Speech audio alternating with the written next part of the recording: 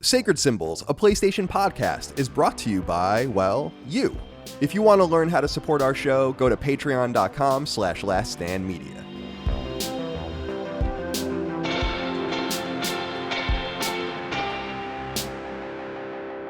Greetings and salutations. Welcome back to Sacred Symbols, a PlayStation podcast. This is episode number 218. My name is Colin Moriarty. I'm joined, as always, by my son, Chris Raygun. Chris, how are you? You seem to be more settled in today than Yeah, it's pretty good. I got my office. The camera just zoomed in on you dramatically as I was talking to you about it. So for the people who are watching on the video episode, I'm borrowing this camera right now. It was like, hey, you could borrow this. I'm convinced that it was just kind of like take this. I don't want this anymore, because he gave me this camera that has this AI in it that zooms and like moves around in a way that you can't control or customize at all. So I'm just stuck with it. Also, I'm in kind of an echoey room right now. So if you notice that, deal with it, I guess. Yeah, you're in an empty room with a hardwood floor. The most unideal place to record audio. So it's the room he was assigned in the detention center. So it is what it is. Yeah. So this is your new apartment, your new digs? Yeah, it's my new office now. Okay. I'm gonna put like a big ass rug and a bunch of wall stuff. You know, by next week it should be less echoey, less like a prison. Well, I'm glad that you're getting settled in. Welcome to the show. And Dustin Furman, executive producer of Last Stand. How are you today, my friend? I'm pretty good. I was able to score. I was telling Colin before the show, I was able to score an NES for $20 this morning. Whoa. So I was pretty happy about that in my yard sale finds. But other than that, just hanging out. I feel like we're starting, I don't know, like these in-between season times, I feel like nothing goes on. It's kind of nice, actually, but there's just nothing new or exciting. I guess we're getting into some new game stuff this week, at least. Yeah, it's exciting. Like some games are coming out now. And of course, a few games that like Cowabunga Collection had come out. Oh, yeah. In the last forgot week. about I that. have to get that still. And a few other things. I've been distracted. But yeah, it's weird. I was reflecting to some people recently that I feel like the industry, we know it's demonstrably changed. It's different than it's been. But it's very strange to cover. We're very lucky that we have a hardcore audience. We have a weekly show. And no matter what happens, we just have to kind of appear. Because I'm not saying there's nothing to talk about, but it's nothing that you would necessarily hinge shows around, a lot of the stuff that is coming out recently. And it's just very weird right now. I think we're all just in a holding pattern. So I totally get it. It's exciting to think about all of the games that are yet to come, but you kind of do look around and it's like the John Travolta. Oh yeah. Meme, where he's like, what's going on? It feels like that sometimes. Well, anyway, this is Sacred Symbols, PlayStation podcast. Welcome. We go up each and every week. You can get the show 3 days early and ad free by supporting us on Patreon at patreon.com/laststandmedia. Like more than 12,000 of you do. We appreciate your love, kindness, and support over there. We could not do this show without you guys over there on Patreon. Simply wouldn't be possible. So thank you so much. We try to make as much of our content free to everyone eventually, but of course you're going to get everything early. You're going to get everything ad free. A lot of the stuff there is exclusive to Patreon. Sacred Symbols Plus twice a week. Recent conversations. I've been really feeling this series of interviews lately. I had Phil Summers on. So Phil Summers is the guy that does hand-drawn game guides. And if you guys haven't, just Google that, hand-drawn game guides, and go and look it up. It's insanity. And he is so talented, and we really just gushed about the art of strategy guides. I, of course, got my start in the industry writing strategy guides. I wrote more than 100 of them. And so we had a lot to bond over. And I was pitching him my idea of a strategy guide business that I want to kind of get off the ground. And we had a really nice conversation, and he's so talented. And my major takeaway in talking to Phil was game developers and more publishers are so fucking stupid because they see a guy like this and they're like, we're going to get in your way. Instead of Nintendo being like, what can we do so you only do this for us? It's so weird. So go look it up, hand-drawn game guides. And so I talked to him. I did an interesting episode with a journalist in the industry about shovelware that's appearing on PlayStation Store, where it's coming from, the developers that we think are responsible, what the motivations might be. We recently did a crossover with Defining Duke, our sister podcast that covers Xbox. Did one about education and gaming, a deep dive into Fortnite. I interviewed my friend Melanie Mack. We did one about games collecting. Merch, laststandmedia.store. What's going on with we have sweatshirts in the works here, right? I saw some designs anyway. I mean, talk to me, Dustin. Yeah, so I guess the heads up that I can give right now is that we are working on sweatshirts. We're in the process of ordering them, but the idea is that I want to offer a nice lineup of fall items for the store. And so that's one of the items that you can expect just in time as a nice Sacred Symbols gift or Last Stand gift for the holidays. So look forward to that. Yeah, please do look forward to it. And it's laststandmedia.store. I'm really pleased. We're shipping all of this stuff from my house, so it's really cool. We just got a consistent amount of orders every day. It's really nice. And it's great to have another revenue source for us as we continue to try to treat all of our employees and our freelancers fairly, give everyone bonuses, do all the rest, all of our merch. We try to source in America or fairly around the world. I don't know if we're going to be able to continue to do only American merch as we get bigger and bigger, but it's never going to be from predatory, shitty places that take advantage of their workers. Okay. Anything else? No. Let's get into topics of discussion. I have a sad one. I wanted to get this one out here. It really hit me in the feels. Jordan Ray wrote in. Remember, one of the perks you get on Patreon is you can write into the show. Gentlemen, I lost my dog this past Saturday. I think I may have listened to nearly every single Sacred Symbols to ever exist while on walks with him. To the fellows and viewers with pets, hold them close and treat them well. You just never know. Rest in peace, Zeus. I love you so much, boy. It's very, very sad. Incredibly sad situation. Hate to hear it. Glad that you guys got to bond over Sacred Symbols he didn't know. Yeah. He's somewhere better now. I look at Rush and Treble, especially Rush, because Rush was like, I got Treble with someone, but Rush was like, I got Rush and it was just me and then him. And it was like that way for like 6 months. Right. And I look at him sometimes, I'm like, oh man, like I hope we can like cryogenically freeze you or something like that. Or maybe I'll die first. That would be ideal. Right. Yeah. Yeah. Well, that would be profoundly inconvenient for me. But I mean, yeah. I mean, as long as it helps you, I guess. Yes. Yeah. I'm sorry about that. It will inconvenience the whole company. I don't know what you guys will do, but we'll figure it out. I'll make sure it's all written out before I die. Well, I don't know. I don't know. Do I know when I'm going to die? I don't want to know. Mm-hmm. It's like I've told you when the Ouija board told me I was going to die when I was 23 years old. And then when I turned 23, it was like constantly on my mind. Like what's going to happen? And I've said it before. The person I was with the board said he was going to die when he was 56. And I remember. I have never brought it up, but I remember. Okay. Oh God. Jordan, we're with you. I'm sorry about your loss. Leo Maniscalchi wrote in and said, what's up, guys? You've recently been talking about the craziest places the show has been heard because of the audience. Well, now it's time for me to admit that I listened to the show in between takes at work on set of a certain HBO show that may or may not rhyme with recession. So all the crew and even some major cast members of said show have been exposed to the antics of this wonderful show. Thanks, and I shall keep spreading the good word of Sacred Symbols. Excellent.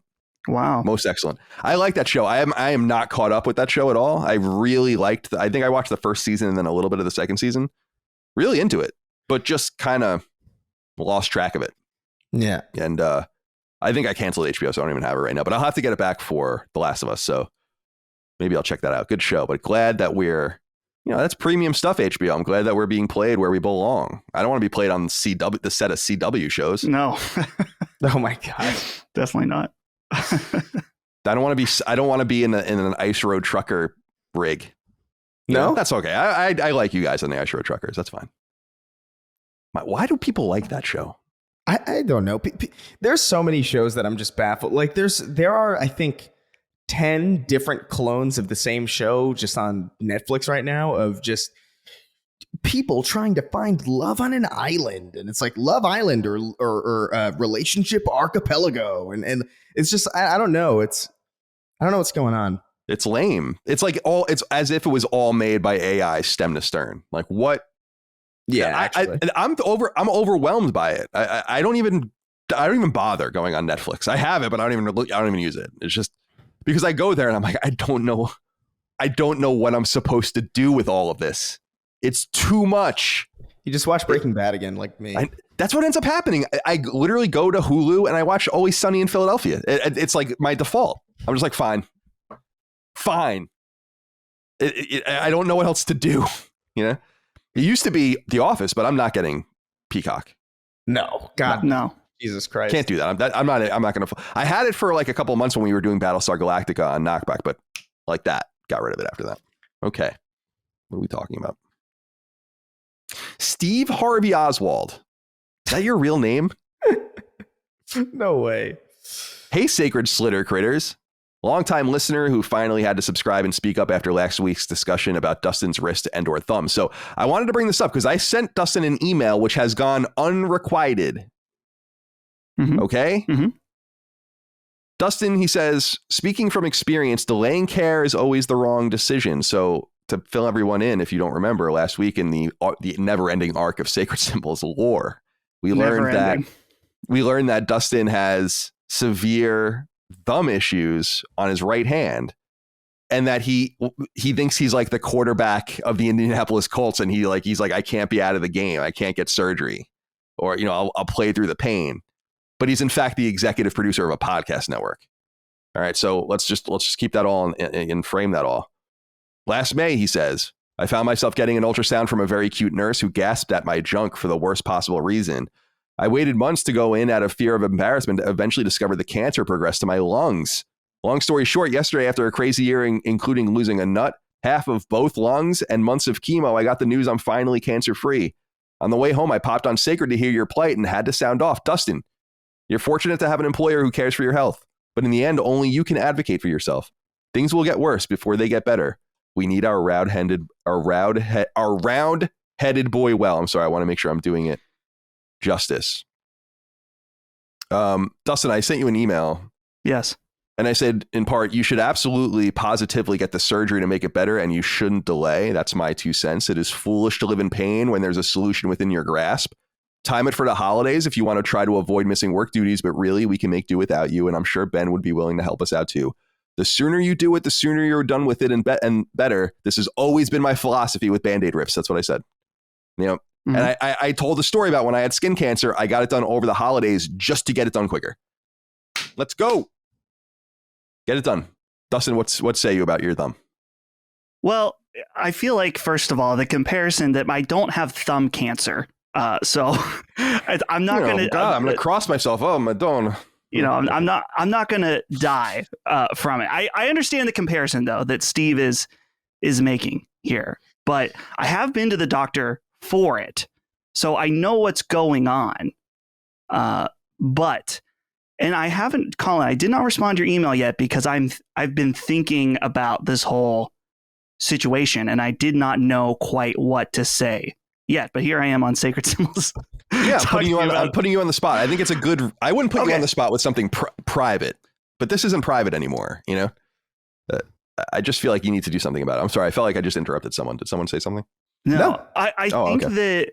So I think that when I do get the surgery, we'll have to figure out some kind of game plan beyond just having Ben add all of my workload onto his, because I just don't think that's physically possible with our turnaround times. Like, Duke wrapped up at 10 p.m. last night and was posted by noon today. And so to be able to... Why was it so late? Did they have a showcase or something? It's usually always 9 or 10 for them. Oh my God. So... Wow. Oh, no, Cog has a real job. Yes, yeah. So... Yeah. All I'm trying to say is, and that's fine. We've worked that out with them. That's not a dig at them at all. That's just like, I'm just explaining, like, it would be too much for Ben to take all my stuff. So we would have to figure out for a set period of time who we would delegate my tasks to in this situation, which is fine. We can figure that out. Like, I still say, Ben, I have no interest in his life work balance at all. So Ben is the answer. Just stay up all night, post the show. Sorry, did I catch? I think Chris had caught him off guard there. So. You caught me like swallowing, just like it broke my lungs for a second. Yeah, it was good. But I'm not. I'm thinking about this a lot. I'm trying to figure out how I want to plan it out, because it's not just like a go cut up your thumb and then you're good to go. It's like, 3 to 4, at least 4 weeks in a hard cast, 4 more weeks in a soft cast, and then physical therapy. It's a big to do. So Totally. I have to figure it out. You've got to do what you've got to do. You know, I'm really, everyone knows I'm very OCD. And when I get something in my head where I'm like, this needs to happen, all I care about is getting it over with. Mm-hmm. So I can't project that onto you. I'm just letting you know that in front of everyone that we will facilitate whatever is necessary to get you off of the injured reserve and back to full health. Mm. So now the ball's in your court, my friend.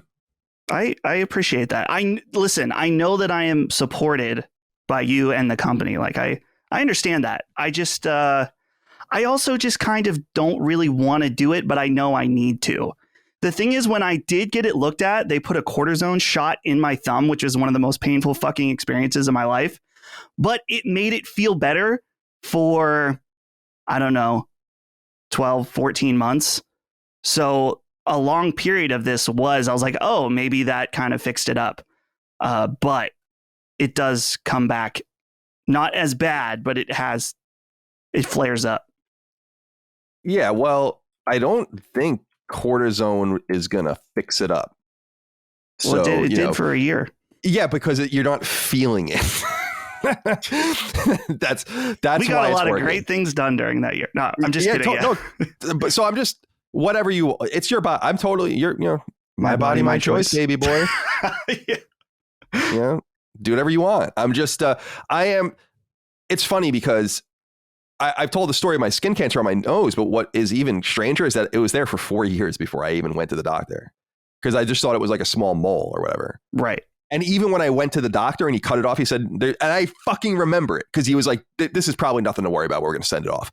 Then he called me the next week. I was at IGN. I didn't get any service. I was like hanging out of a fucking window in the building trying to get service. And he was like, it's skin cancer. And I was like, okay, so you were totally wrong.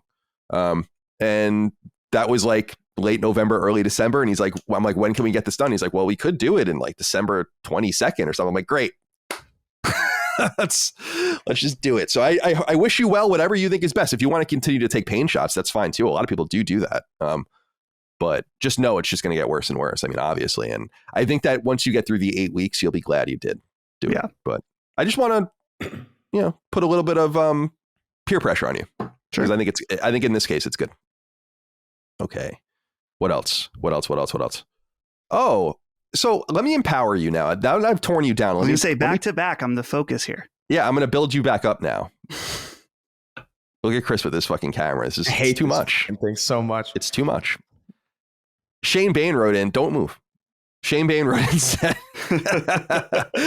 he says, hey, CDC, Colin, last week in a segment where you discussed a listener's concern for your chronic interrupting of Dustin, you pretended to interrupt him yet again in an admittedly comedic fashion and followed it up with, I'm only kidding. But then you proceeded to continue talking without letting Dustin finish his thought, eventually leading to a 10-minute long tangent where you and Chris discussed which foods were better made in New York, a topic on which Dustin has little to say, being the only one of you not three from New York.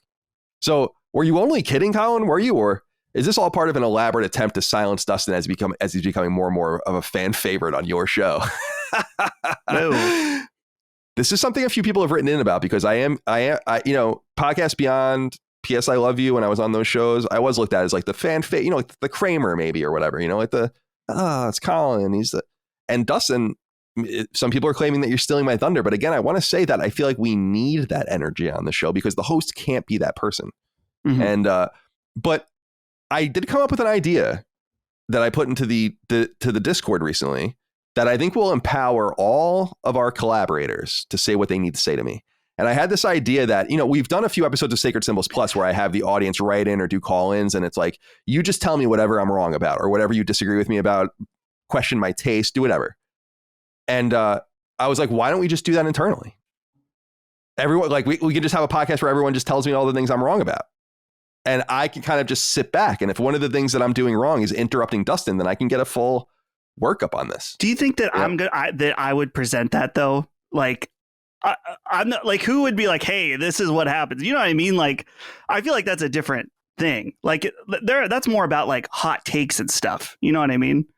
I'm not going to be like, oh man, these are the 10 things that annoy me about Colin Moriarty.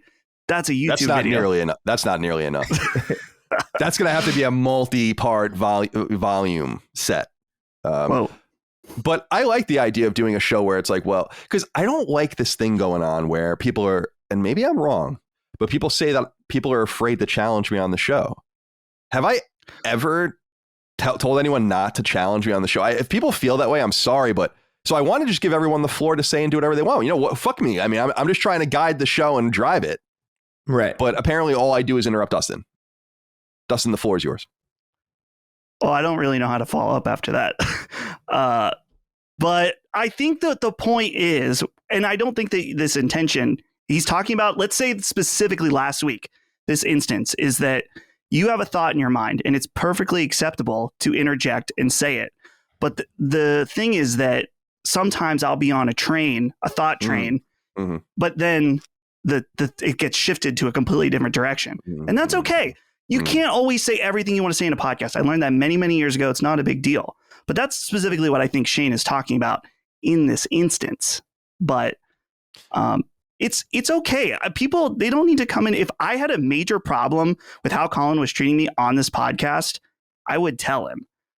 Maybe this is just because, like I said last week, I'm an interruptible person. I don't know why, but that's just how my life has been. I don't know if it's because I'm fearful in that. I think at one point in like high school, someone told me that I interrupted people too often and I got really self-conscious about it. Oh, so yeah. I am too afraid to re-interrupt after an interruption. Maybe that's it. I don't know, but it's okay. You know, we're all good. I appreciate it. You know what I think? But come on in. I think that the framing of this is not exactly correct, because the question here is framing it as if like, oh, Dustin was saying something and then we all of a sudden just randomly of our own volition started talking about foods that were better in New York. That was an inquiry. Yeah. You know, that was part of the show. Yeah. You know, it wasn't like we were just like, hey, Colin, let's bond real quick. You know, like I don't like the framing of it. Yes. That's fair. That's fair enough. I'm sorry. You know, I'm doing the best I can do. And if it's any consolation, I forget about things I'm about to say on this podcast all the time. I'm writing notes all the time just because I want to remember things. I mean, things are just coming in and out of my head. None of us get out everything we want to, but I don't want to be that person because there are many things I don't care about in life. There's no doubt about that. But I actually do care about my conversational skill and my ability to hold a conversation, to let people in, to listen, to do all those things. And that's actually something I take pretty seriously because I feel like it's one of my advantages in life is being good at it. So I do take that on board and I'm trying to be better about it. When you're not I'm not a moderator, I'm a host. And so it's different. Like you have to figure out ways to inject yourself, then get the next person in, make sure you bring it back to the topic. It's a little more complicated than you might think. Yeah. Thank you for writing in. What else here? Oh, all right. Chris, this one's for you. Billy Deadman wrote in. Said, good day, gentlemen. Following on from last week's excellent old man in the bathroom story, I thought I'd share my own unfortunate encounter. Many years ago, I was at a local pub for a pub quiz. After partaking in many beverages, it was time to relieve myself in the bathroom. There was an older gentleman already excreting. That's what he says, at one of the two urinals. I took my place next to him and unfurled my willy. He did put that in quotes. Great. Just as my flow began, the older gentleman let out a massive sigh of relief. Ah, he said as he turned to me, pissing, shitting, and coming ain't nothing better. He then finished, zipped himself up, and left. I didn't know how to respond. I was truly flabbergasted. What is it with old dudes in the loo? Now, this guy's also from England. Mm-hmm. So, something's up. I mean, we all know that, but something's up in the UK. Again, we already know that. But this is just more evidence. Chris, how do you feel about pissing, shitting, and coming ain't nothing better from a stranger? I mean, it just fills me with a loathsome energy that I cannot extinguish. It must just be, I don't think it's limited to England. I think this might be just a massive coincidence. I think this is old people. Like we went over this like last time, where I just feel like you lose, like, why care? at that point. Like, Right. who gives a shit? Like, no one's going to call the police on you. What, you're threatened by this old man? Right. Ooh, this man in a cane with osteoporosis. He's clearly just at the end of it. And he's like, I'm going to say whatever I think, even if it doesn't make sense, even if it's not welcome at all. I admire it, but I also would hate to be in that situation. Yeah. I feel you 100%. What I was thinking, I was laughing to myself here because he says, he said as he turned to me, pissing, shitting, and coming ain't nothing better. Like, imagine if he said that to like a 30-year-old woman, just like at a bar. Oh yeah. and then walk away. Different context. The thing that I don't like about it, though, is that it kind of implies that he is currently doing all of those things at the urinal. Right. Oh. Which is like, and you really, theoretically shouldn't be able to do all of them at the same time, I don't think. No, I mean, that's like the Avatar or something. Right. That's an insane amount of power to That's be too held much by one power, person. dude. You can shit and come, and you can shit, or you can piss and shit, but you can't piss, shit, and come. You can do them back to back. Shit, piss, come, cry, spit, and sweat. Those are the 6. Cry. The evening routine. I want some combination of crying, shitting, and coming.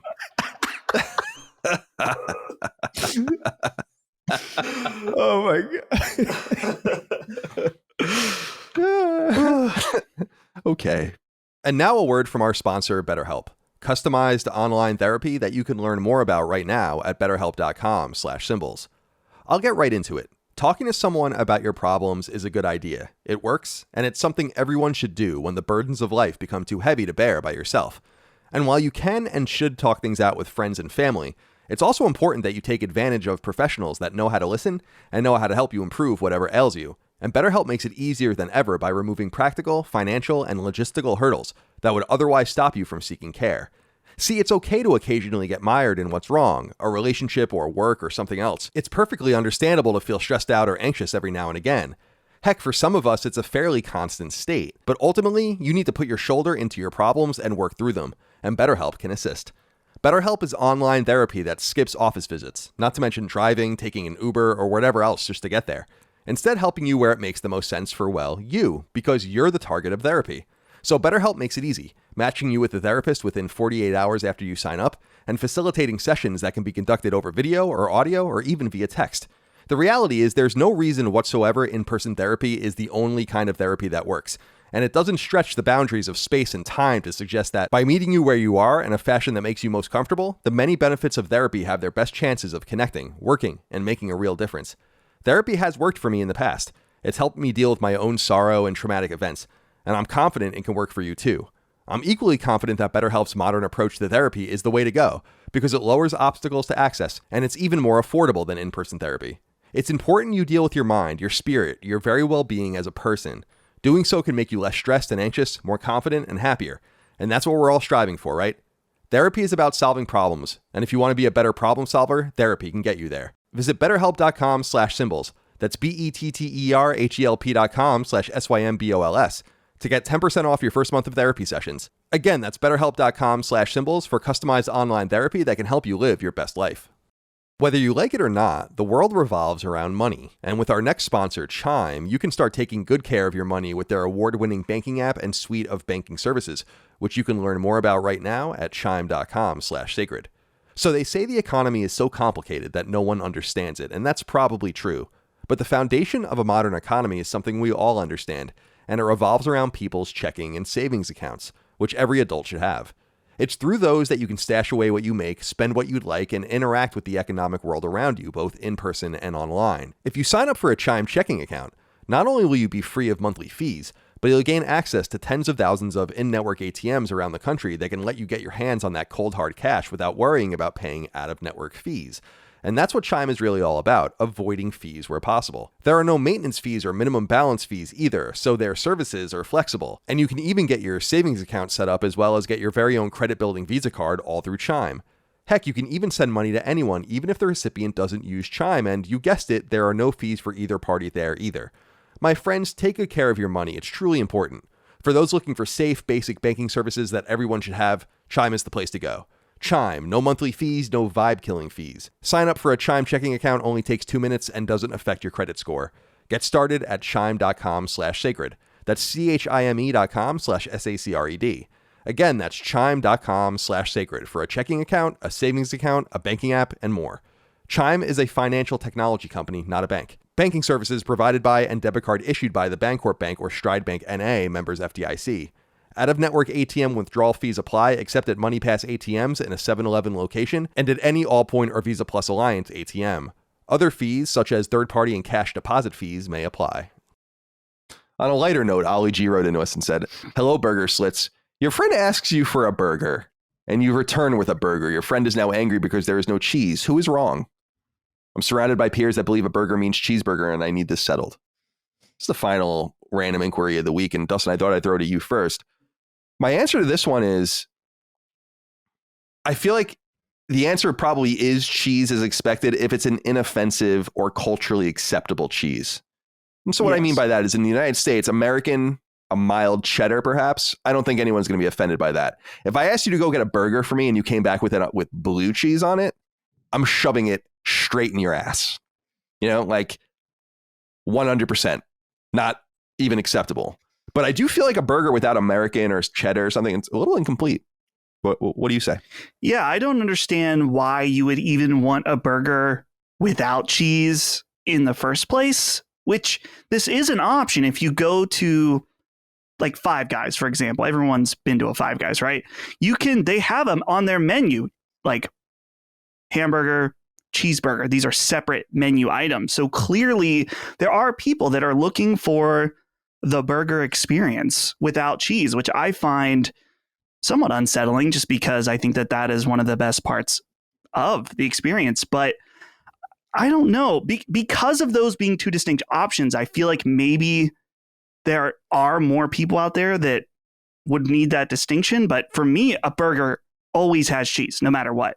So I don't know. I'm curious though. Have you ever ordered a burger without cheese? Have you seen anyone do this? It just seems... No, I know people that do it because I was going to say I had a barbecue or a cookout at my house last weekend for my sister, her birthday. And so we go around in my family. I mean, I'm sure a lot of families do, but big family. So we just go around and ask everyone what they want. It's like, you want a burger, cheese, it's like I want a cheeseburger and I want a hot dog. But we have different categories and many people ask for hamburgers. And I asked every one of them explicitly, I'm like, hamburger? And they're like, yeah, hamburger. I'm like, okay, if that's what you want. That's what you want. I'm not going to force you. This is America. Right. But I once knew a guy named Jim Riley that I used to work with. And he loved burgers, but he would just order a burger plain. Just a bun and the meat. And that's it. That's fucking crazy. Dude, well, I'm not far from that, Colin. I often, if I'm going to McDonald's, McDouble, just cheese. Oh my God. The cheese makes it okay. I'm picky. But I like, can see that. Don't get me wrong. When I go to restaurants, I like the bacon, the barbecue, the onion straws, all that kind of stuff. Avocado. I like avocado on my burgers. I need to do that. I've never had that. It's very California, but I do like that a lot. Sounds good. Chris, do you have anything you want to say about this before I move on to more pertinent topics? Well, I mean, I'm trying to think of, because like lactose intolerant people probably can't have cheese. Sure. Probably why that's why Micah doesn't have cheese on her burgers. But that's different. First of all, man up. What is lactose intolerance? What is that? Yeah, I'm lactose intolerant. I eat pizza all the time, and I'm gonna die soon. But whatever. It's because you manned up. Yeah, I'm in pain all the time, but whatever. I think it's so funny because I was having a conversation kind of like this with a friend of mine from the UK, and he was like, "Oh, I had a chicken burger yesterday." I was like, "A chicken burger? You mean a chicken sandwich, right?" It was like, "No, a chicken burger." I was like, "What was it? A disc of chicken meat?" And he was like, "No, it was just two chicken breasts in between two burger buns." And he says anything in between two burger buns is a burger. And I'm like, is a burger? That's insane. Yeah, that's lunacy. Because I was thinking turkey burgers aren't, because I was thinking burgers are beef, but then I was thinking, turkey burgers. But then turkey burgers are discs. Right. So I feel like ground turkey. Right. A burger is ground meat in a patty. Agreed. That's what a burger is. Agreed. And I agree that I also say that it cannot be fried because when someone says chicken burger to me, I think of chicken patties, which I fucking love. I mean, I was like, people used to make fun of chicken patties at high school lunch. Right? I'd be like, dude, you kidding me? This is awesome. I love the chicken patty, but that's not a burger. That's outrageous. I never heard anyone make that claim. And that's an audacious claim. I bet we have a lot of British people in our audience who probably would agree. It's like the Soviet Union claiming parts of the moon. It's like, you have to go there first. You can't just do it. You can't just make claims. That's true. Jesus Christ. All right. Thank you for writing in. Guys, I want to remind everyone, let's get into like the smaller pieces of news here and get going. Let's get going. It's time. It's time to get going. The Last of Us Part 1 is out by the time you hear this podcast. We don't suckle at the teat of the publisher, so we don't have early access. So we will have our thoughts on the game next week. I have mine preloaded. It'll be ready, 10 hours from when we're recording this. So I'll play it maybe tonight, but probably not. Probably just wait till tomorrow and play it. And I'm excited about it. I'm really looking forward to it. I wanted to do a little bit of a gut check with everyone. This is a big release. And we were talking about how nothing is coming out. So I guess we should kind of focus in a little bit here, and we'll do so next week. And of course, we'll do a spoiler cast and review discussion as well on Sacred Symbols Plus. Chris, how you feeling about The Last of Us Part 1? Are you going to play this? I don't feel compelled to, and I feel bad about that because I feel like I should. But at the same time, it's just like I've seen gameplay of it, and it does look better, but I don't know if it looks so much better that it would drastically change the experience that I remember having with the original Last of Us, which was mostly just, that was a really solid video game. But like, I don't know. I do feel less of the opinion that it's just a cash grab though, based on some of the things that I've seen. Like some of the accessibility stuff the accessibility options that I've seen are kind of like, there's a lot of effort put into it clearly, and they do care. But I just feel like it hasn't been enough time for me to miss The Last of Us. I think that's really the main problem that I'm having with it, is that I just don't think there's been enough time for me to remember or for me to feel like enough time has passed for me to jump into this thing and feel like, oh, what a nice a breath of fresh air coming back to this game after so long. Because it was just like less than 10 years ago this game came out originally, and then less than 10 years even so that it was remastered onto a platform that it looked way better on. So I feel like if I ever do jump into this game, it'll probably be like in a few years, like when I feel like it's been appropriate, unless I'm hearing like amazing things from the people that I know personally who are playing it, in which case, like, yeah, I'll give it a shot. But I will say the thing that kept me playing The Last of Us was the factions mode, and that's not here. So yeah, fair enough. I don't know. Fair enough. Dustin, what's your gut check on The Last of Us? Will you play it? And by the way, Chris said, you feel like you shouldn't do anything. So I think we should continue to play what we want to play, even if they're big AAA games that are quote unquote expected to be played. I think you got to go where your feelings are. So just wanted to point that out. Dustin, are you going to play The Last of Us Part 1? Yeah, I've been thinking about this all week because I was in the same position as Chris, where the only thing that was really pulling me towards it was the feeling of obligation of being on a PlayStation podcast. And I was thinking about this a lot, this whole conversation that's been going on for months and months. I'm sure we'll talk about it more with some of these write-ins, but it really came down to me, this idea of we always try, and I think this is fair, I've done this, is that you try to assign like value that applies to everybody. Like, what's the word I'm looking for? I don't know. What I'm trying to say is that value is in the eye of beholder when it comes to this game. For some people, it is absolutely going to be worth $70 or whatever, 60. It doesn't matter about the $10, whatever. It's going to be worth full price and to play at release, and they're going to have a fantastic time. Whether it's less content or more content than the original, it's valuable to them. We had this conversation a few months ago about Far Cry, where Chris and I said that Far Cry was basically worth negative value because we actively did not want to play it, right? But that doesn't have to be the case for everybody. And so when I was thinking about it, when it comes down to me spending the money on a full price game right now, this is not a game that I personally want to spend $70 on. I don't know if it's worth $70 to somebody else. It may be, and that's okay. But for me right now, and what I'm like forecasting what I want to play, I might as well just wait until I actively feel like I want to play it. And then it will be more in the price range of what I deem it is worth it for my enjoyment. So that's the long roundabout answer, is that I maybe tomorrow or sometime over the next week, something will spark and then I'll say, yeah, maybe I do want to play that. But as of right now, the stuff I've seen looks really good. The Digital Foundry video is very impressive, showing off some of the new stuff. It's undeniably a big upgrade. Yeah. But I just don't feel compelled to play it right now at full price. Yeah. Levi Gilbert wrote into us on Patreon and said, I'm starting to feel like the only person other than Colin excited to play The Last of Us Part 1. Have I bought this game 3 times in less than a decade? Sure, but it can't all be for nothing. That's true, Levi. It can't. I feel the same way, though. I'll continue to say this, and I'll put this point out there, and I think we're going to see it play out with God of War, but we'll find out. There is an albatross around PlayStation right now. I don't know what it is, but nothing is right. Everything's a little dissonant. Last week I was talking about how their games are actually quietly selling very well. Horizon, MLB The Show, and Gran Turismo 7 are all in the top 7 games sold in the United States so far this year. It's a lot of copies of games for first-party games.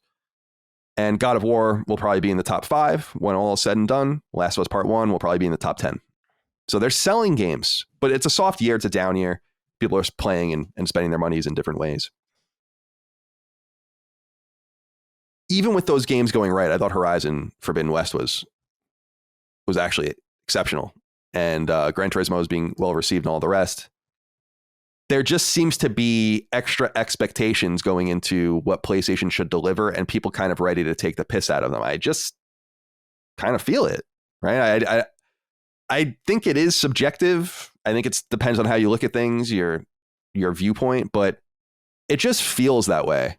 The more I see out of Naughty Dog and I've avoided The Last of Us Part 1 coverage as much as I can, but when they put up the stills and all these things, they just kind of appear on Twitter, appear various places. You just see them.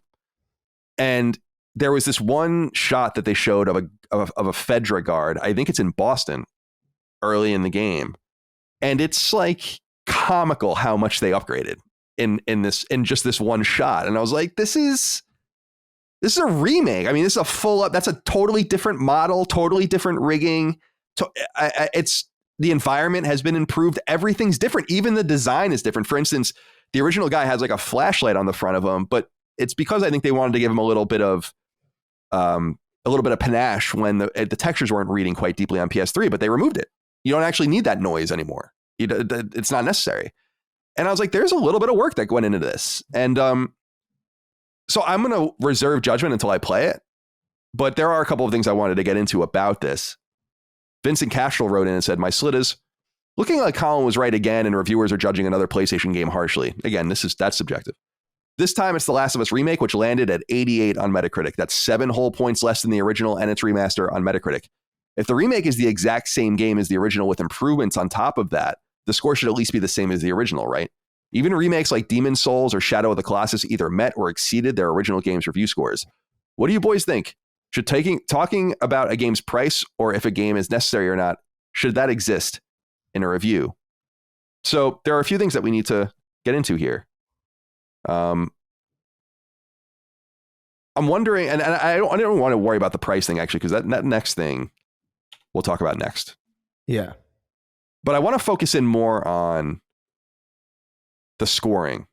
Mm-hmm. And Chris, I'll throw it to you. I want to reinforce my view that this is just the example of scores are fucking dumb. When I gave a 10 to The Last of Us at IGN, I agonized over it because I thought I was going to be the only one. And when the reviews came out, I was so scared. I was like, oh my God, these guys are going to think I'm a fucking huge fanboy and stuff. But no, it was pretty unanimous. I have to assume that if a score falls 7 points, it's like a whole level of magnitude basically on Metacritic, then, or order of magnitude, I should say, then I think maybe there's something to that. I think the removal of factions should be accounted for that, because factions wasn't just included like many online PS3, BioShock 2s and all of this. had their online components. It was actually something that made the package better. And so removing that inherently makes the package worse. And I do understand that argument. And I actually was starting to think, like, if I was at IGN and I had to give this a score, what would I have given it? And I really can't answer the question because I haven't played it yet. But I would assume it would be something less than 10, just because it's not the same. It's not being delivered in the same space. Expectations are different. The Last of Us set a new bar. So just hitting that bar again is not necessarily sufficient for what would be considered a masterpiece. And we already have it, George. We already have the original Last of Us. So I'm not necessarily upset about it getting lower scores. I just think it illustrates how stupid scores are. How did you feel when you saw the Metacritic score? And by the way, 88 seems to be the score of the year for PlayStation, because I think basically all of their games have that Metacritic score this year. Yeah. No, I mean, it makes sense to me. I mean, the Last of Us, the original Last of Us was very, very impressive in the year it came out, because there weren't many games like it. But since then, we've had a lot of games kind of emulating The Last of Us, even many from within Sony's first party itself. Like even, I mean, we've joked about this a ton. I know I've mentioned it a lot, but I mean, God of War is like, I remember when God of War was coming out and everybody that I knew was like, oh my God, they Last of Us Kratos. They gave him a fucking kid and they're doing this whole sad dad thing. And I feel like we've just had this kind of cinematic experience many, many times this generation, not to the same degree or not with the same impact, but it's less impressive now than it used to be, even if it does look better, because in our minds, again, it wasn't that long ago. In my mind, I look at The Last of Us Part 1 remake and I couldn't, like, unless I'm looking at them side by side, I'm like, yeah, that's the game. That's what I remember it looking like. It's kind of like, you know, he brings up Demon Souls and Shadow of the Colossus, and I'm like, dude, Shadow of the Colossus, the original Shadow of the Colossus is a PS2 game, first off, and Demon Souls looked rough in comparison to what they're able to do now. They look. In other words, it's like it's like kind of a compliment to the status of the state the game was in. Yeah. No, exactly. It's like the original game looked incredible as it is. So like even if this new title looks exponentially better, it's still going to feel far, far less of a jump than it did for Shadow of the Colossus, going from PS2 to looking okay on the PS4. I actually think Shadow of the Colossus looks great, but and Demon Souls doing the same thing, especially like Demon Souls on PS5. I remember when I first saw it, that was the most impressive thing on the console at the time. Like even with some of the first party stuff that was out at the time, I think it was Miles Morales, and I was like, Demon Souls looks incredible. I was like mesmerized at how good it looked, especially when I think about how Demon Souls, the original one, looked on PS3, because I remember how it didn't look this way. Whereas I don't know, I feel like, you know, when you're already at the top from a presentational standpoint, all the improvements are going to feel negligible in comparison to other studios doing similar things. And also, like you said, the environment's very different. You know, it's a very different space. It's a remake, so the narrative isn't going to hit as hard as it once did because we already know it. You know, there's a lot of factors that go into why it likely scored less that I'm not surprised by. Dustin, what do you think? I think Chris introduces some interesting threads that you could potentially pull at there. I think one of them is that the comparisons are kind of getting mixed up between all these different games, because as Chris said, there was a whole generation where Shadow of the Colossus never existed between PS2 and PS4, and then it came to PS4, although there was the Team Eco collection on PS3, which was just an upres of the game. And so there was more space and time. And even Demon Souls is 4 years older than The Last of Us, made by a team not nearly, frankly, as aesthetically talented as Naughty Dog. So that game needed an upgrade too. And that was from PS3 to PS5. We're technically talking about PS4 to PS5 if you count the remastered version of The Last of Us, which I think most people do. So I'm just wondering how you feel about its reception, and if you have anything to add about this particular conversation.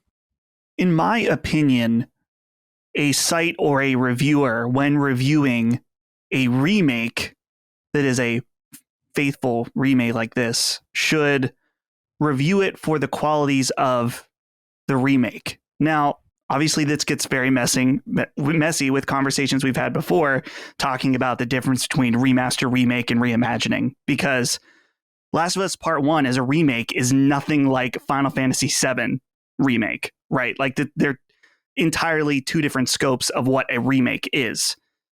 So, in my opinion, I feel like the scores are fair in that the quality of the visual remake is very high, but it does have less than the original release has.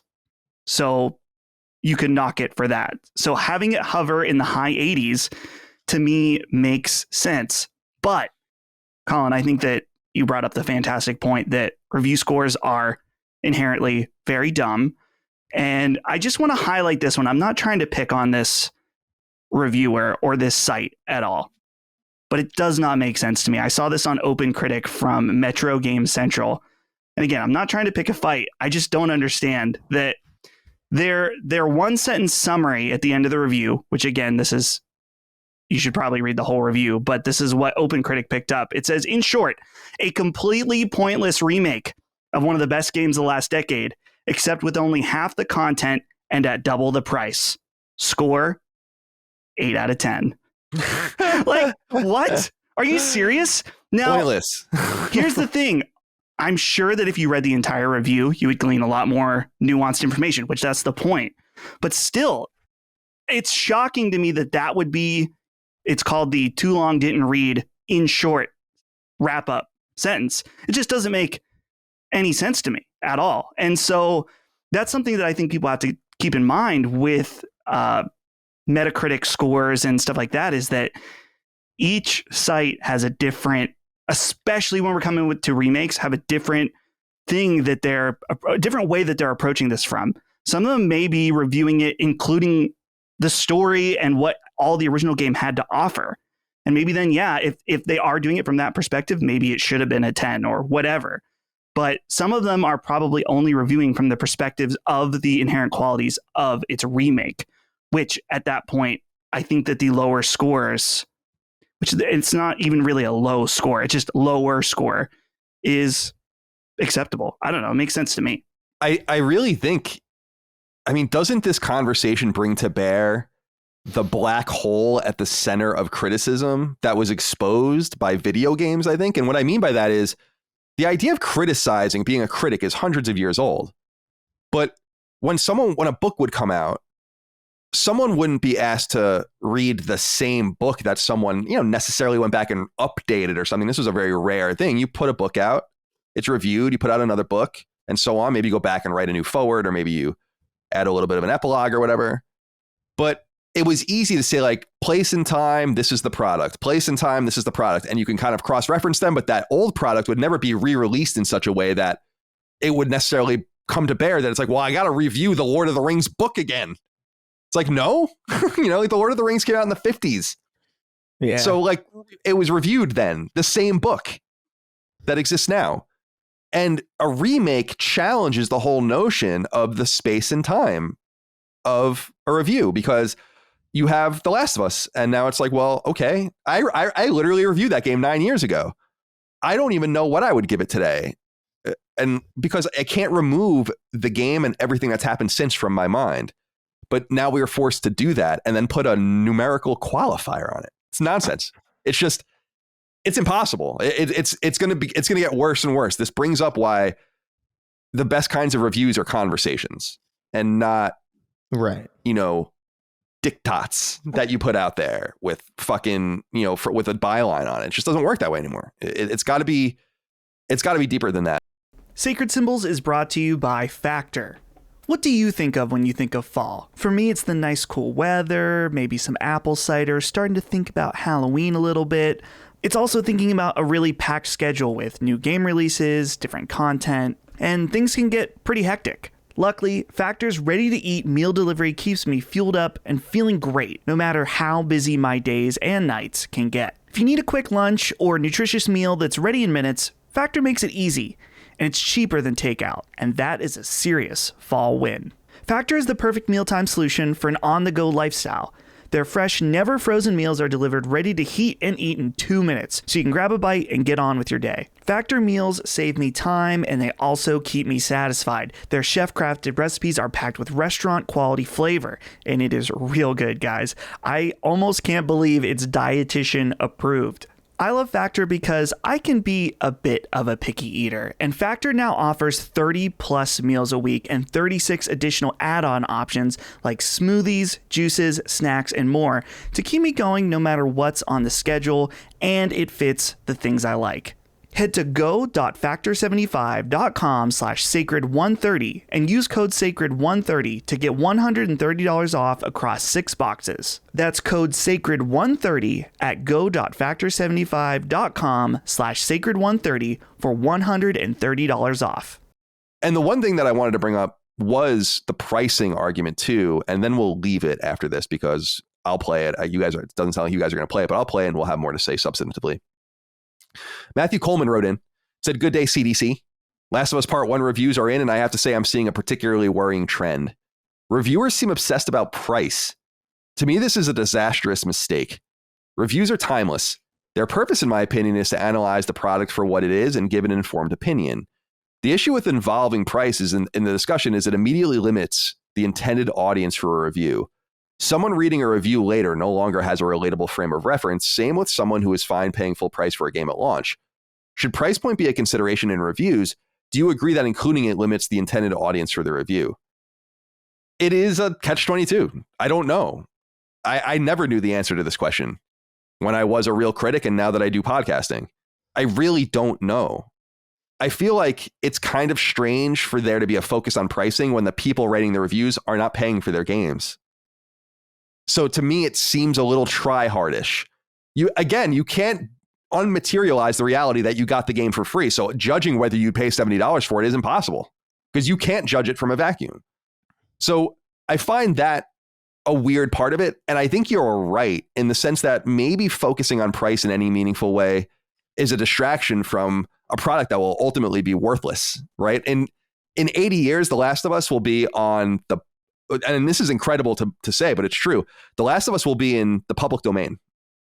And you can do literally whatever the fuck you want with it. And at that point, if you go back and read the review and it's focused on price, that is really missing the forest for the trees and has no relevance. So maybe it is something that needs to be avoided. I also think it's just kind of corrupting to the idea of art. But criticism is the intersection of art and commerce. And so, of course, it's going to maybe be relevant to some people. But it's a weird example is I've been watching This Old House on YouTube. You know, Bob Vila, my dude, Bob Vila. I don't know if do you guys know Bob Vila is? You might be too young to know Bob Vila. Oh, Holly just showed that to me last week. She was telling me all about it and like showing clips on YouTube of this guy. And I was like, that looks like the guy from Home Improvement. Yeah, clearly they based it off him. Yeah, it was based on, and he used to appear. So funny you brought that up. He used to do cameo. He used to be on the show too, like sometimes. Really? And he hated Tim. Like the whole thing was like Bob Vila hated Tim, like Tim the Toolman Taylor. But Bob Vila was like a legendary dude that did This Old House in the 70s and in the 80s, and then he actually left, and it's still on today. But I'm watching it recently, and I'm loving it. I'm like, wow, this is so cool, so interesting. And then they start talking about prices, and I'm like. And he's like, we bought this house for $32,000. And I'm like, what the fuck are you talking about? And then it just distracts me from everything they're doing. Like, I can't stop thinking. He's like, yeah, we put in another $16,000 into this house. I'm like, you basically rebuilt it. And now I'm not even focused on the craftsmanship. I'm not focused on the forest for the trees. I'm focused on this distraction that's irrelevant because I'm wondering how much it's worth today. Then I'm on my phone trying to find it to see how much it's worth on Zillow or something. So it's a corrupting agent, and maybe it shouldn't be included. I don't know. Chris, you have something to say? I don't know. I feel like there's a value to that kind of. It's kind of like I try to explain to because there's some people who aren't aware. Like I have people in my family who are like a little bit older, and they're like, it's not that much harder to get a house now. And I'm like, you're out of your fucking mind, actually. Like, and that a program like that exists where you can see like actual evidence of like some guy being like, yeah, we bought this fucking 10-story colonial for fucking $12. You know, like that in and of itself is valuable because it kind of it kind of takes you into the space and time of it's not infinitely relevant in the same way that like, I don't know, a review for Lord of the Rings is, right? Where it's like, okay, well, that's the book. But even then, like, how impressive is Lord of the Rings as a book now in a world that is covered in its influence? You know what I mean? Like, surely there are some stories that are more compelling than Lord of the Rings. I mean, you could have made a pretty good case that Game of Thrones was kind of reaching that, if not kind of exceeded, especially in the public eye. Like, everybody was stoked about Game of Thrones until it ended disastrously, and it literally hasn't ended still. But I don't know. I think price is relevant. I don't think a review should necessarily be focused on price. But if Godfall came out and was like $200 for like a base version, you would undoubtedly mention that. It would have an impact on how you felt about, like, Jesus Christ, this game is bad for free. So like $200? Fuck no. Right. Are you joking? Like, that is an insane asking price. And I think, I don't know, a review, no one's going to be really thinking about the review for The Last of Us Part 1 or The Last of Us Remake in 15 years. Reviews aren't as evergreen as the material that they're reviewing, to be quite honest with you. Like, I mean, like, it's important and it serves a purpose in the now, and it even serves a purpose maybe for the next, couple years. But I don't think that many people really go back and look at, there's a re-release of I don't know, Advanced Wars coming out on Switch or whatever. Let me look up the original Game Boy Advanced. I don't think people really do that. I mean, some people might, but it's definitely not the overwhelming majority, and it's definitely not like a ton. So I feel like price is relevant. I do think maybe focusing too much on it could be a detriment, but it's no doubt relevant in the discussion when you're talking about a piece of media that you are spending a considerable chunk on. It's not even like a movie where, movies are even more expensive than they used to be, but it's a far cry from $70. So I don't know. I think it's just a different medium, and I do think it's relevant in some way. Yeah. You make a compelling case. Dustin, you have something to add? Yes. So I was thinking about this. Video games often not often, they pretty much always straddle the line between art and product, right? Right. And that's the issue. Reviews also often straddle this same line. Not that, there is an art to reviewing something, but reviews are a product. IGN makes reviews because they make them money. The product is information on whether or not you, the consumer, or helping you, the consumer, make an informed purchasing decision through that review. But at the same time, culturally, we look at critics as tastemakers and having some kind of inherent value outside of a purchasing decision. Like, right? Like, someone's review can be somewhat, I don't know if poetic is the right word, but beyond just the product, right? Like, can kind of say something about a game or whatever. Some reviewers take this way too far in a lot of ways, of course. So hold on. Sorry, I was muted. I wanted to I'm interrupting you, but that's okay. The Kotaku PS5 review is like Yes. the ultimate one if people want to look that one up. Exactly. Yeah, that review is amazing. Check that out. And that guy got fired from Kotaku, so yeah. Shocker. So I feel like in my perfect world, there would be this idea of a review versus a critique almost. Like, a critique is purely viewing the game for its inherent qualities outside of any kind of consumeristic aspects. And a review, right. Like, when you leave a review or read reviews on Amazon or something, or for any kind of product, you're trying to decide whether you want to buy it or not. You're not looking for someone to wax poetic about the design of the vacuum cleaner you're interested in. You're looking to see if it's worth it for the price. So I guess to sum all this up, if you're reviewing a game, I absolutely believe that price should be part of the conversation if it is relevant. But this is the problem when it comes to checking a score for a review, is that you can say a million great things about a game, but if you think the price is way too high, then you can write that also. You can have it both ways. And it is up to the person reading your review or the consumer to read your review and get the entire take and not just take 8 out of 10 at the end, because there's going to be nuance when it comes to any kind of big creative project like this that is also a consumer product. Hopefully that came out all right. But I feel like it's a really weird thing with both reviews and games. And this is something we talked about this idea of it being art, but also being a product. And so it's really difficult to treat it both ways, but we have to, because this is the reality of what it is. Yeah. Yeah. That's what I'm saying. It's a unique product that is the black hole at the center of the entire idea of criticism. Because when an art critic talks about in a small blurb in the New York Times about a new piece at the Metropolitan Museum of Art, the price of the art is irrelevant because you're not buying it. It's bought and paid for. It's worth more than any of us even will make in our lifetimes. And they're looking at it through a more artistic lens, like its value of looking upon. And we are an interactive and ever evolving medium. So video games have forced the reimagination of everything, from the way that we interact with media to the way we like live streaming and Twitch streaming, and all of this is that the idea of doing that on the internet comes from games, right? Like there are still entire verticals that don't do it well, like sports, because of all the licensing issues.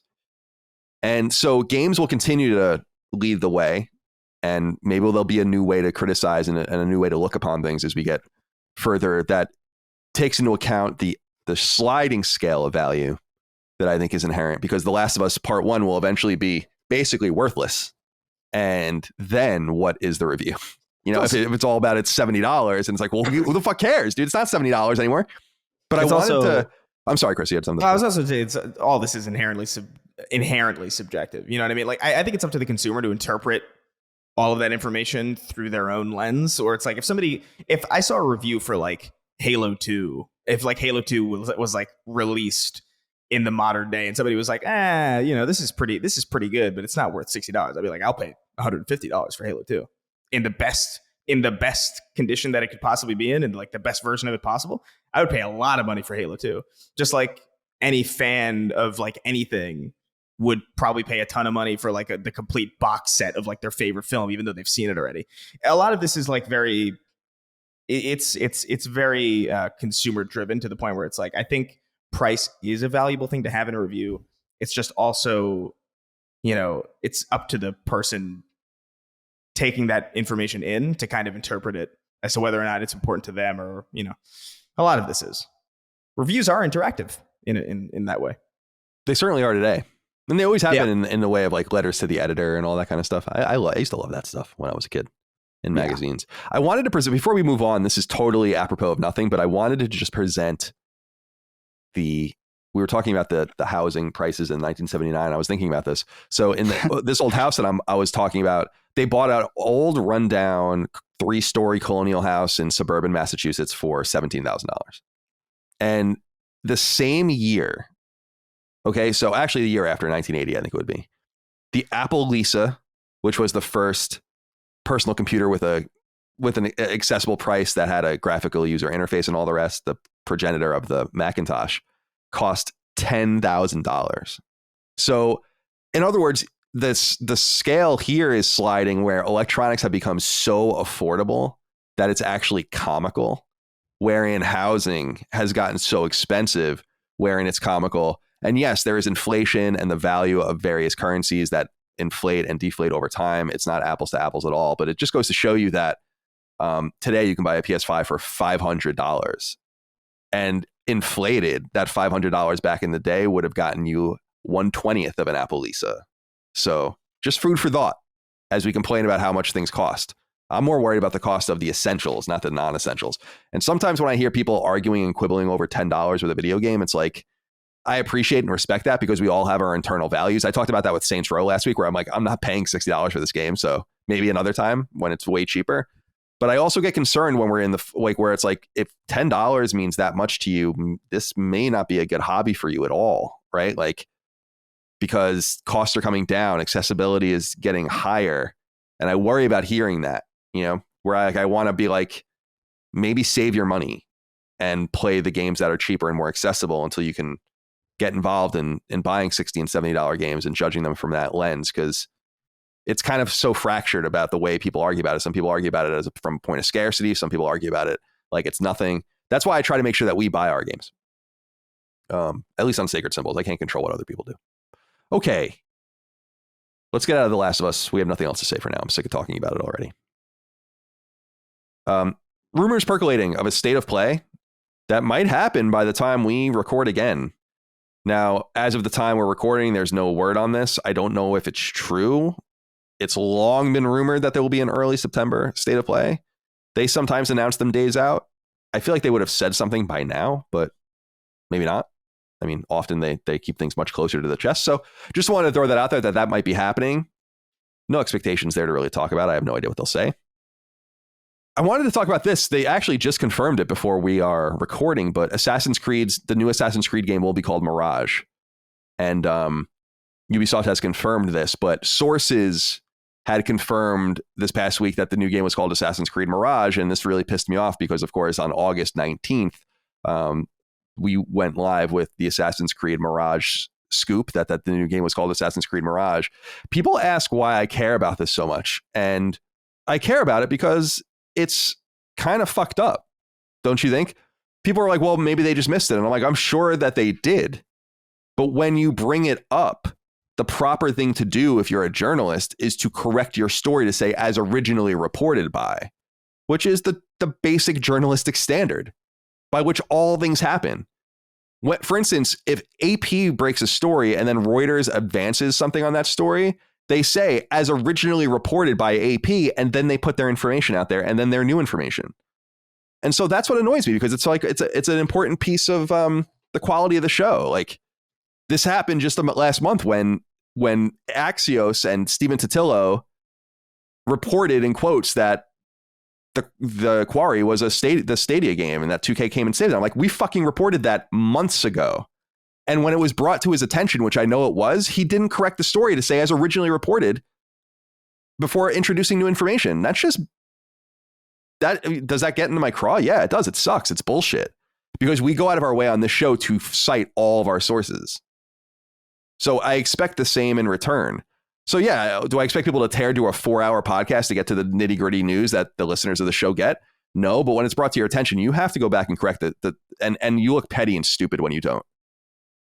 And so that's why it's annoying. So I wanted to put it out there.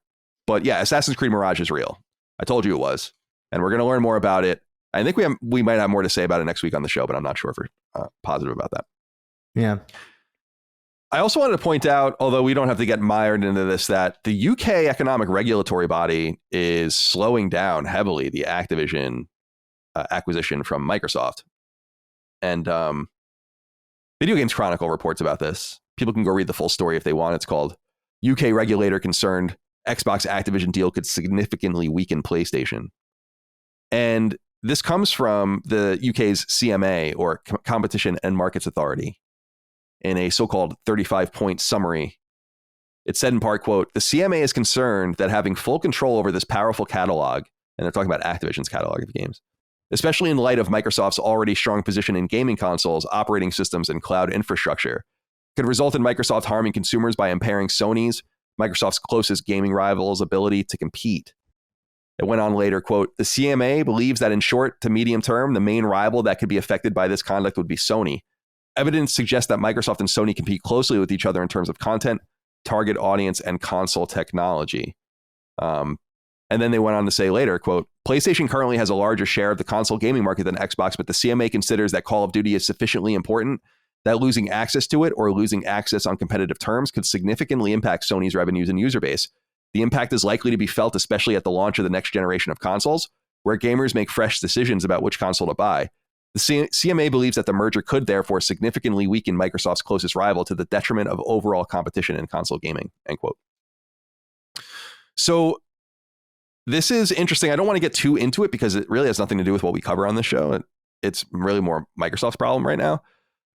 But I wanted to note that Andy Robinson, who runs Video Games Chronicle, a friend of the show, tweeted out and it sounded like he was, I don't want to say for sure, but he says, actually, I don't want to misquote him. So I'm going to bring it up really quick. But he was talking, he was linking, I'm sorry, out to this particular story.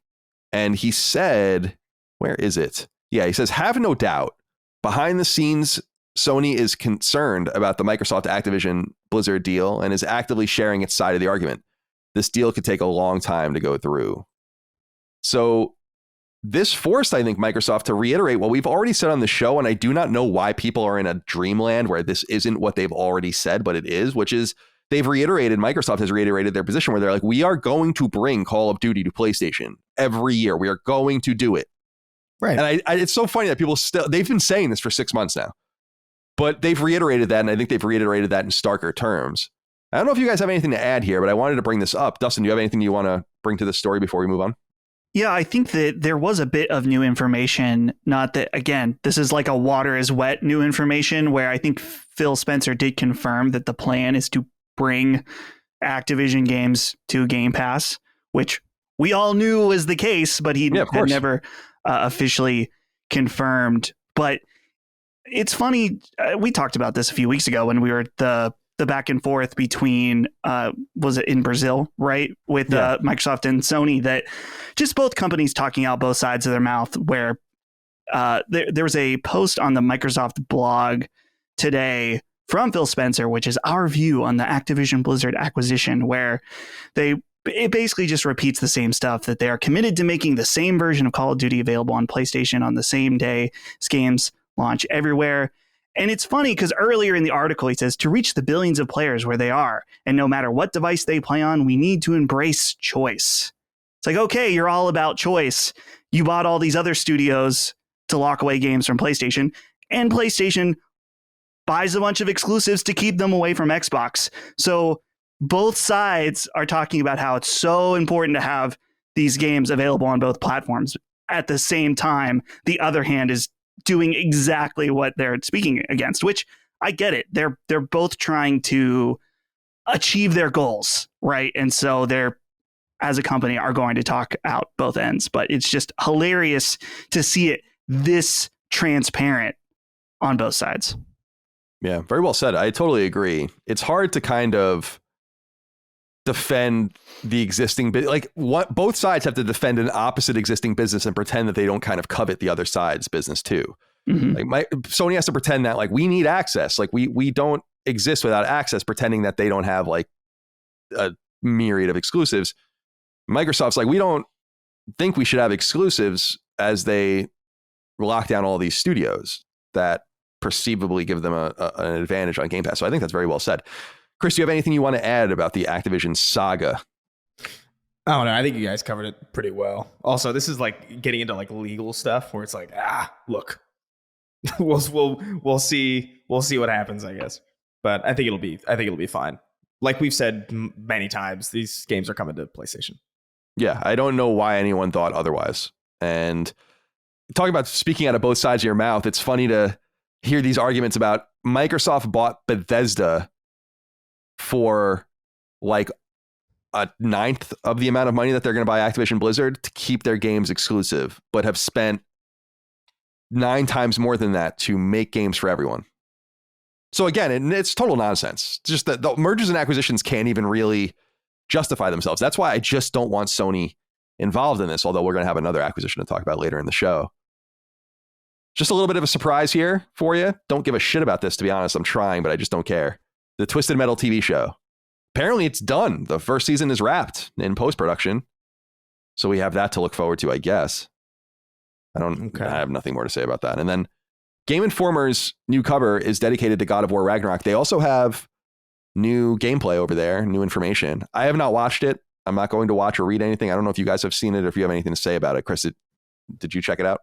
No, I haven't. I haven't seen it for the same reason that you haven't, where it's just like I feel like I already know too much about how this game is going to play, because it does seem like an iterative sequel more than it does a complete rework like the original was from the original trilogy. So I just want to keep as much fresh as possible. But I mean, it's out there. It's out there for your prying eyes if you're curious. But I remain uncurious. I'm excited to play it. It's a day one purchase for me. It's a day one play for me. So I don't need to see anymore. I'm sold. Yeah, I'm the same way. Dustin, did you check any of it out?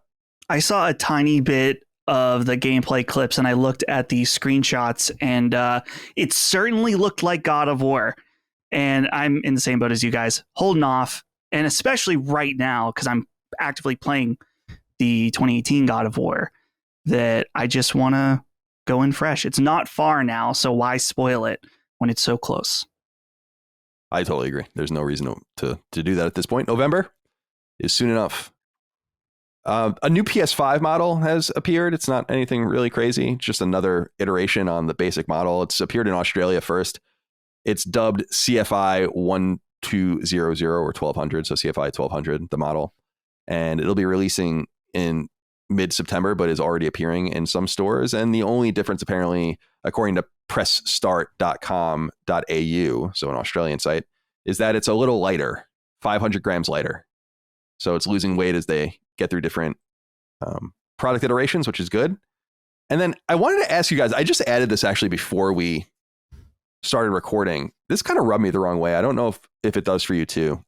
Chris Scullion over at Video Games Chronicle writes, Ukrainian dev Frogwares is letting players write on shells to be fired at Russian forces.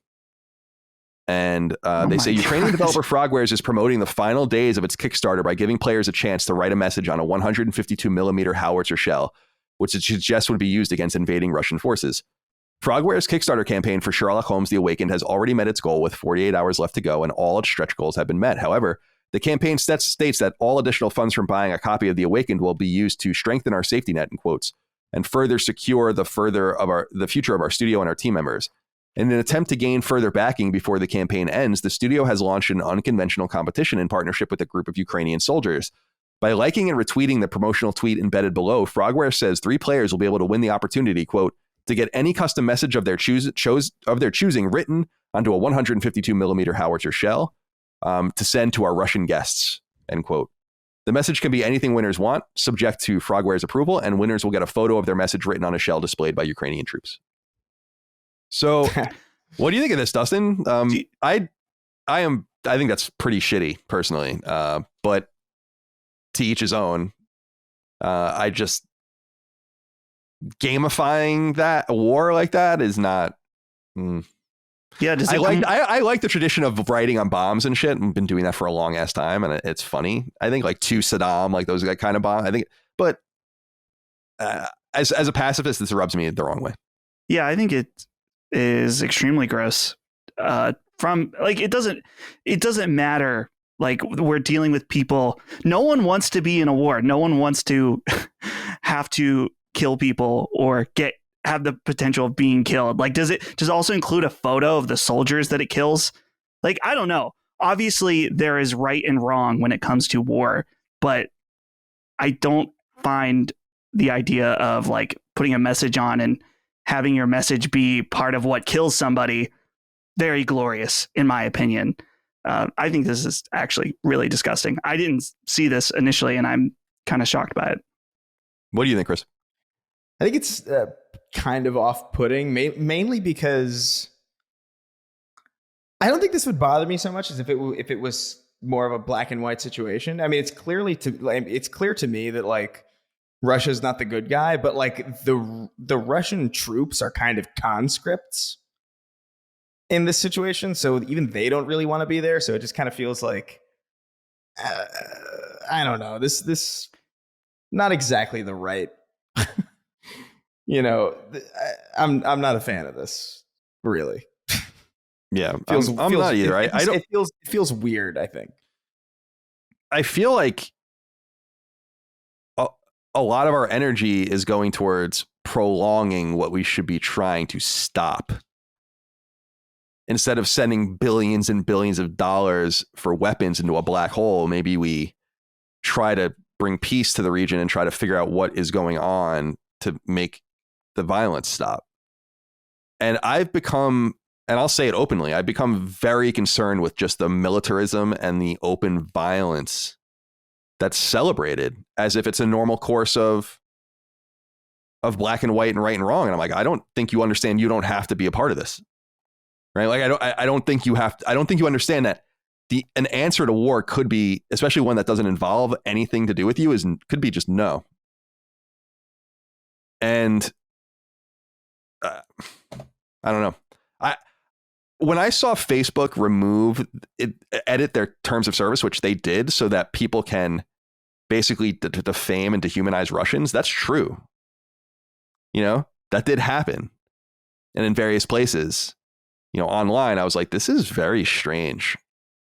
Like, I'm not, I think off-putting, Chris, the way you put it is the perfect way to put it, because I feel the same way. I'm off-put by the celebration of violence.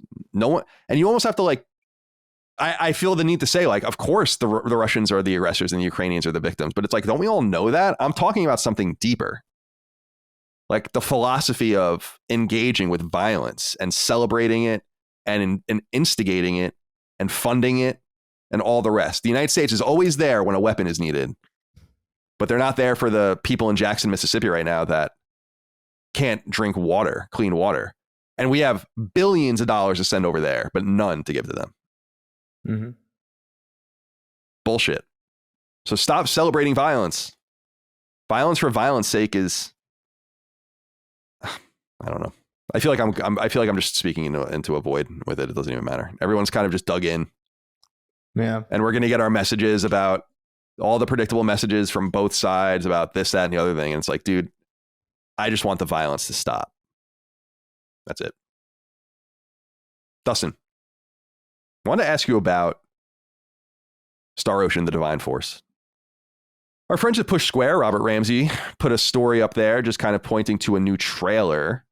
And I feel like there's actually quite a bit out there about this game, but I feel like we haven't really spoken too much about it apart from when the release date was announced. It's coming in October, late October 27th. I was curious, as a JRPG guy like me, is this game curious to you at all? Star Ocean, of course, has a long 25-year legacy or so, more than that, really, going back to the Super Famicom. And it's never really broken through, but there are a lot, I don't want to say a lot, there are a few relevant entries in the series, and I feel like Square is really trying to maybe bring it back in a bigger way here. So I was just curious if this struck you at all.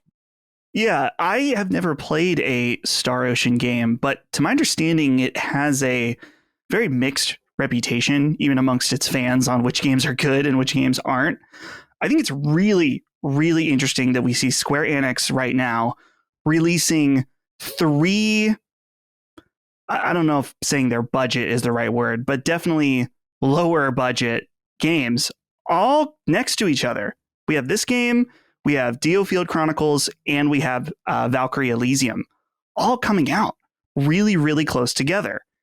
And it's I don't really understand what the strategy is behind putting these all out at once, unless you just want to make sure these games are out before the holidays. But I feel like these 3 games all appeal to the same type of gamer who goes out and buys these. So some of them may not either want to because they're not done with the previous game, or there's a limited amount of cash. Like, why would you just completely flood your market with games all at the same time when you could drip feed them a little bit?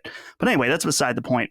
I am curious about this game. The trailer, it definitely does, like I said, look a little more budget, especially, I mean, compared to something like Final Fantasy or something like that. But I'm curious. This is one that when the reviews come out, I'm definitely going to check those out, just because I don't really know what to expect from this game. In some ways, the HUD looks confusing off the bat to me, like a Xenoblade game, which I am a kind of afraid of those games because I find them at least the second one, very confusing. But maybe it's not as bad as I think. But overall, it's got that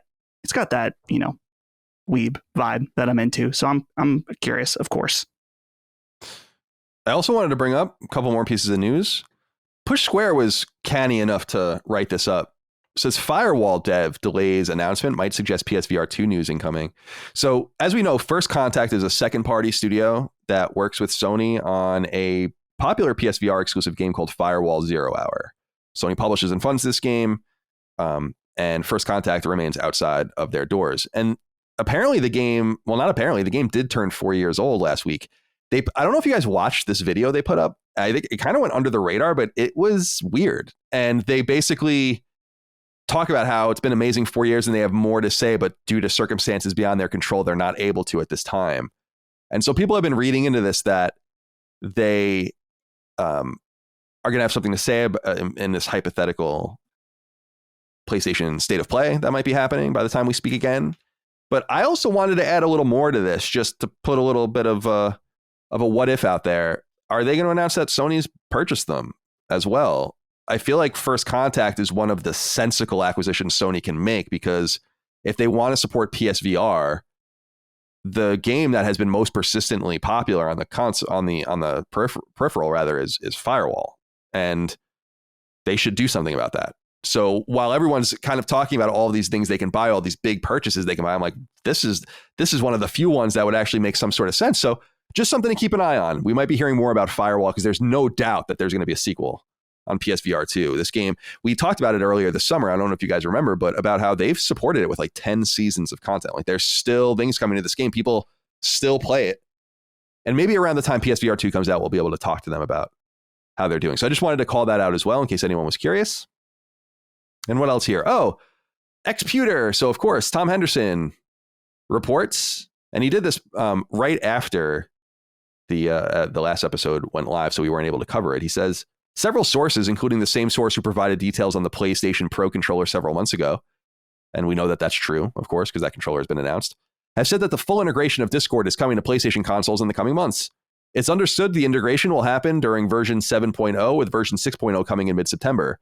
The implementation of Discord on the console has been in quality assurance phase for the past several months, with progress on the application reportedly going very well. If you're confused about the integration, it essentially means that you'll be able to use Discord on your PlayStation 5. I like Discord a lot, so I'm excited about this, although I don't know how useful it'll be to me. Dustin, maybe you can explain to me how you perceive it to work. Will I be able to use the chat functionality? Like, will I be able to go into my channels and all of that and type with people and stuff, or is it going to be more just voice kind of stuff? I'm curious about what the text related functionality will be, just because I don't really see that being a very optimal experience to be able to do that on your TV. I'm guessing it will be part of it, but the big advantage, of course, is the voice, because Discord has just way, way better audio quality than using either PlayStation's party chat, or especially game chat is just always, almost always horrific in the quality. So this will be a big step up. And in particular for me, just the ability to be able to play cross-play games with, like, whether I'm on PC, friends on PlayStation, we can hop in together on Discord and do that instead of having to use game chat is going to be a total game changer. And I think that this is going to be fantastic. I hope it works and it's good out the gate, because this is something a lot of people are going to want. Just in the fact that right now, if I have a friend that wants to play crossplay, like let's say, for example, like Call of Duty or Fortnite, they'll need to figure out some way to rig Discord in their ear. Maybe they put like one of their Apple earbuds in one ear and then have headphones on. It's horrible. So this is exciting. I am looking forward to it. Chris, are you excited? Yeah, no, absolutely. This is I'm kind of surprised it took this long for this to happen, to be honest, but I'm glad it's finally happening, because again, like Dustin said, it's just for the crossplay potential alone, this is very, very exciting. I know a lot of people, especially now that Destiny's kind of on the up and up, now that there's a new season. I have a lot of people are jumping back in, and I have a lot of friends who are on PlayStation, who are on PC, who are on Xbox, and trying to organize them all together and trying to convince people like, hey, download Discord onto your phone and like maybe kind of like lean back and like have the phone on your chest while you're talking. Like, it's just like a whole fucking, it is a whole inconvenient nightmare trying to organize that now. So like having that native on a console, especially when it's coming to both. I think it's already in beta on Xbox. If I'm not mistaken. That's why people were confused about, with Sony's investment into Discord, why it would come first. Yeah. But like the second that is widely available across Xbox, PlayStation, and PC, it's going to be a wonderful wonderful time, and I'm very excited. Hopefully it goes off without a hitch. Hopefully there's no glaring issues, because I remember, I don't know, I've had millions of audio issues with cross game chat and stuff like that not working properly. So hopefully, fingers crossed, it's well implemented. I don't know what the text functionality will be, because there is a rudimentary text chat on the PSN and on Xbox Live, but it's not really like the message system, you mean? Yeah. Like you can have like some lingering text channel, but it's not, I don't know. I can't imagine that's going to be the primary way people will use it on console.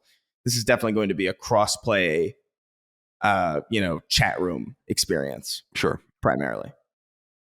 Well, we'll wait for more official news on that, but Tom Henderson, of course, is very reliable. Embracer Group announced that the deal with Square Enix is gone through. And so we know that in May, they announced that they were going to buy Crystal Dynamics, Eidos Montreal, Square Enix Montreal, and a back catalog of 50 games and IP. And that deal is fulfilled. It's done. So those have went over. So as a parting gift to us from Square Enix's Crystal Dynamics, we were served a DMCA.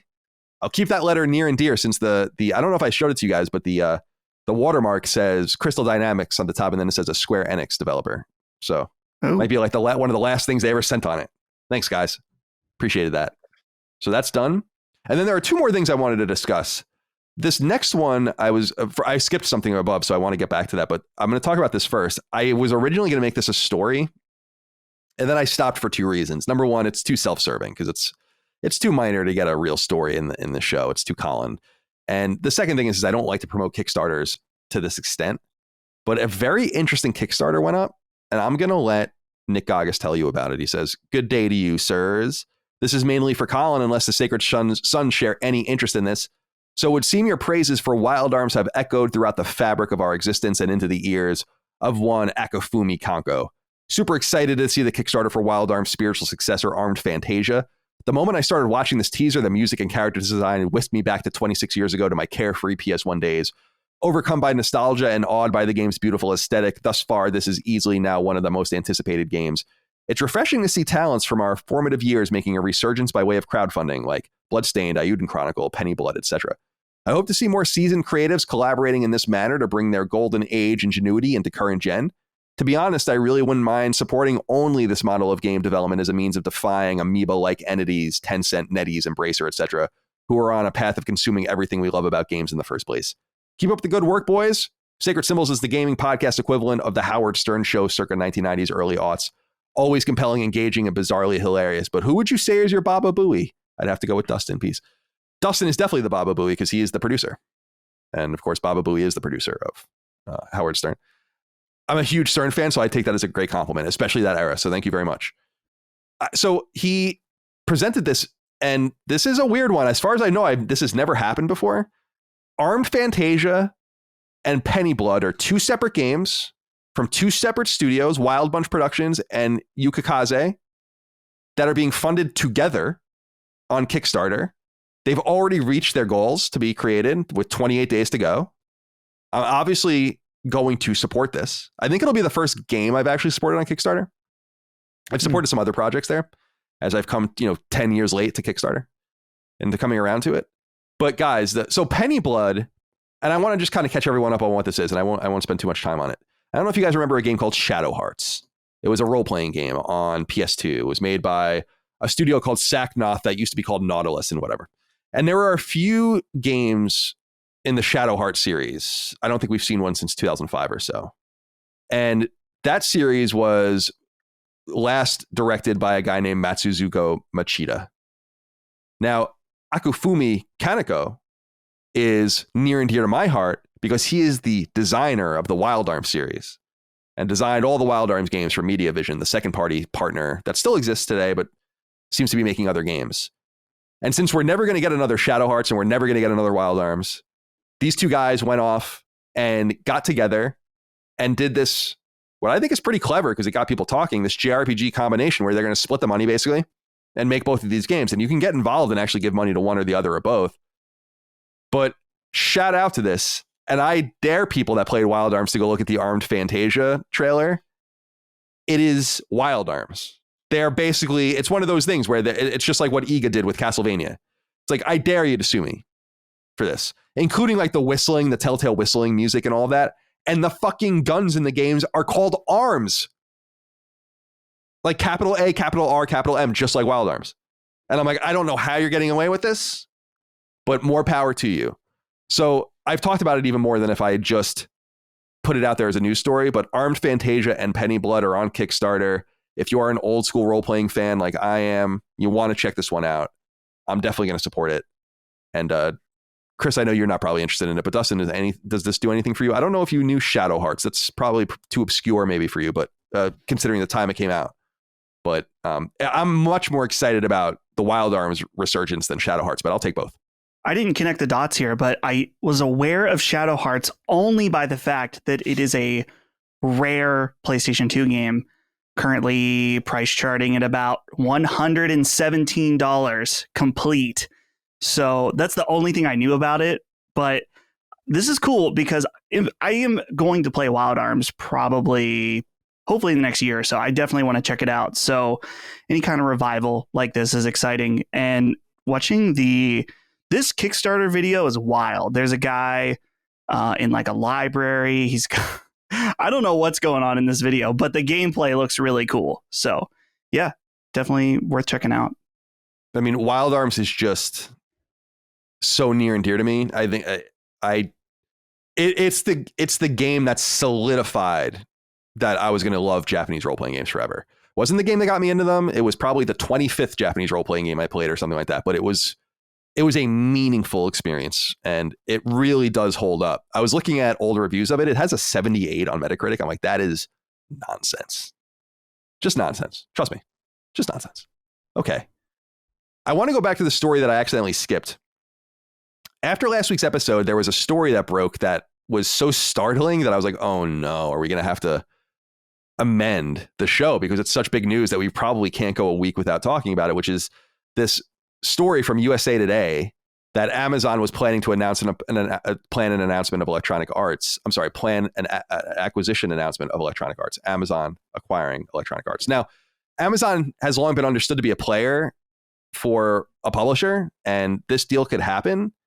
However, it caused a massive increase and decrease in the stock of both EA and Amazon, and the story ended up being totally false. USA Today had to retract it, and it actually comes from a syndicator of USA Today that USA Today uses called For the Win. And so I reached out to the writer of the story, is a guy named Kirk McKeon, who I've had run-ins with the past. He actually blocked me on Twitter, but I found his email address and I emailed him about it because I felt like it was weird that no one was talking about this.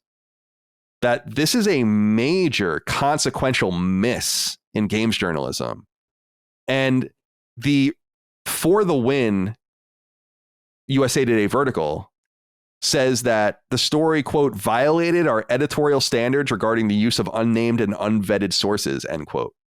And people have criticized this story because it was basically rewritten in such a way, the original source on GLHF, which is the content partner for the Win, they edited the story as if they weren't the original source. So now it's just a circular thing where no one knows what the source is because they've edited their story to act like they weren't the source of it. I want to reiterate something. Kirk didn't get back to me. I asked him for comment because I wanted to say, like, well, I don't understand how this happened. No one is going to know when one of these acquisitions happen. I'm telling you. Some rando at a company is not going to tell Kirk McKeon that Amazon is about to buy Electronic Arts. It's not going to happen. Now, EA might very well buy Amazon. I have no idea. That might very well be in the works. Or that might very well be a possibility in the future. It might happen by the time this podcast goes live. I don't know.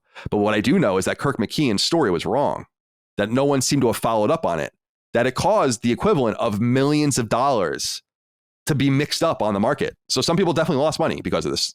Some people made money. But, you know, when you find out a company is going to be acquired, it's usually above market price. And so you want to get in. But when that story came out to be false, which CNBC broke that it was false, this popped right back down. And so this is a pretty consequential thing. Again, he didn't have comment, but I wanted to just note that No one's going to know when one of these things happens. This is, unless you are like the CFO, the CEO, a board member, a lawyer, or someone at the legal firm that's probably representing or liaising between the two sides of either side, you're not going to know. Because there's so much money involved, and there's so much insider trading that can be possible, and there's so much crazy shit that can happen that it's incumbent on these players. It's essential that they keep it quiet, or they invite so many problems. Because if they find out that loose lips allowed this to slip somewhere, and then they find out that 10 different employees unloaded their shares or something like that, or did something like that, it's like, well, it's a big problem.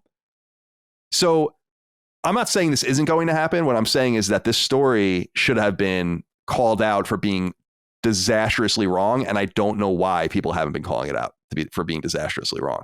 It's not an inconsequential thing where you say like, oh, this game's getting announced and it doesn't happen, or this thing, you understand this thing's happening and it doesn't. It's like, this shook the market. Don't understand how he got away with that one. So if he gets back to me, I will certainly update our thoughts here. All right, my friends, let's get into what we're playing. It's that time. Chris, let's start with you. It says here you're playing Destroy All Humans 2 Reprobed. I'm glad you're playing it, because I was worried.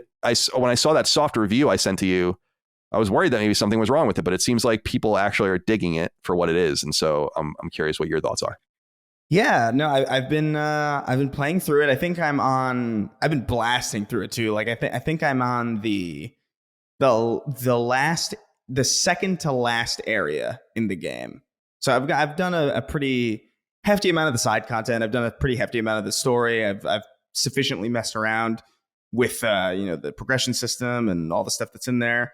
And I gotta say, it really is very fun. It's very digestible. It's very approachable. It's very silly. It's got this really mid-aughts kind of charm to it, where it's like, we had this conversation before when this was announced, where I was surprised that they even decided to remake this one, because this was the one that I remember being, even for the time when I was playing, I was thinking like, ooh, this is a bit raunchy, especially by today's standard, and it's all there. You go to a fictionalized version of Japan, and there's almost certainly no Japanese people doing these voices. There's almost certainly like very stereotypical, like in England too, and in San Francisco you got all these hippie people, and it's a story about a horny alien. It's just ridiculous, and it's the exact kind of irreverence that I feel like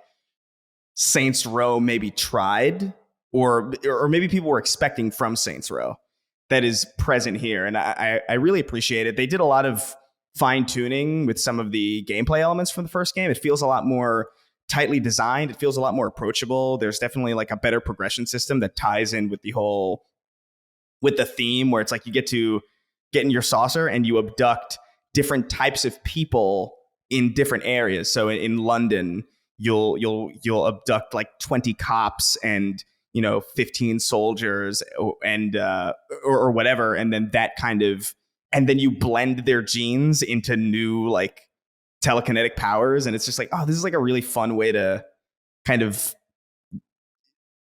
I don't know, like the tying game mechanics and progression systems into the theme of the game is like really cool. And I feel like they do it really, really well here. It's got a really nice progression system that's not too overwrought with like plus 15% damage, any of that shit. It's always like a meaningful upgrade. Like, hey, if you get 100% on this mission and you do all the optional side objectives during this story mission, you'll get more points to spend on this very meaningful thing. Like, this gun will shoot in 2 separate directions when you fire it. It's like, oh, that transforms the entire way you use this gun.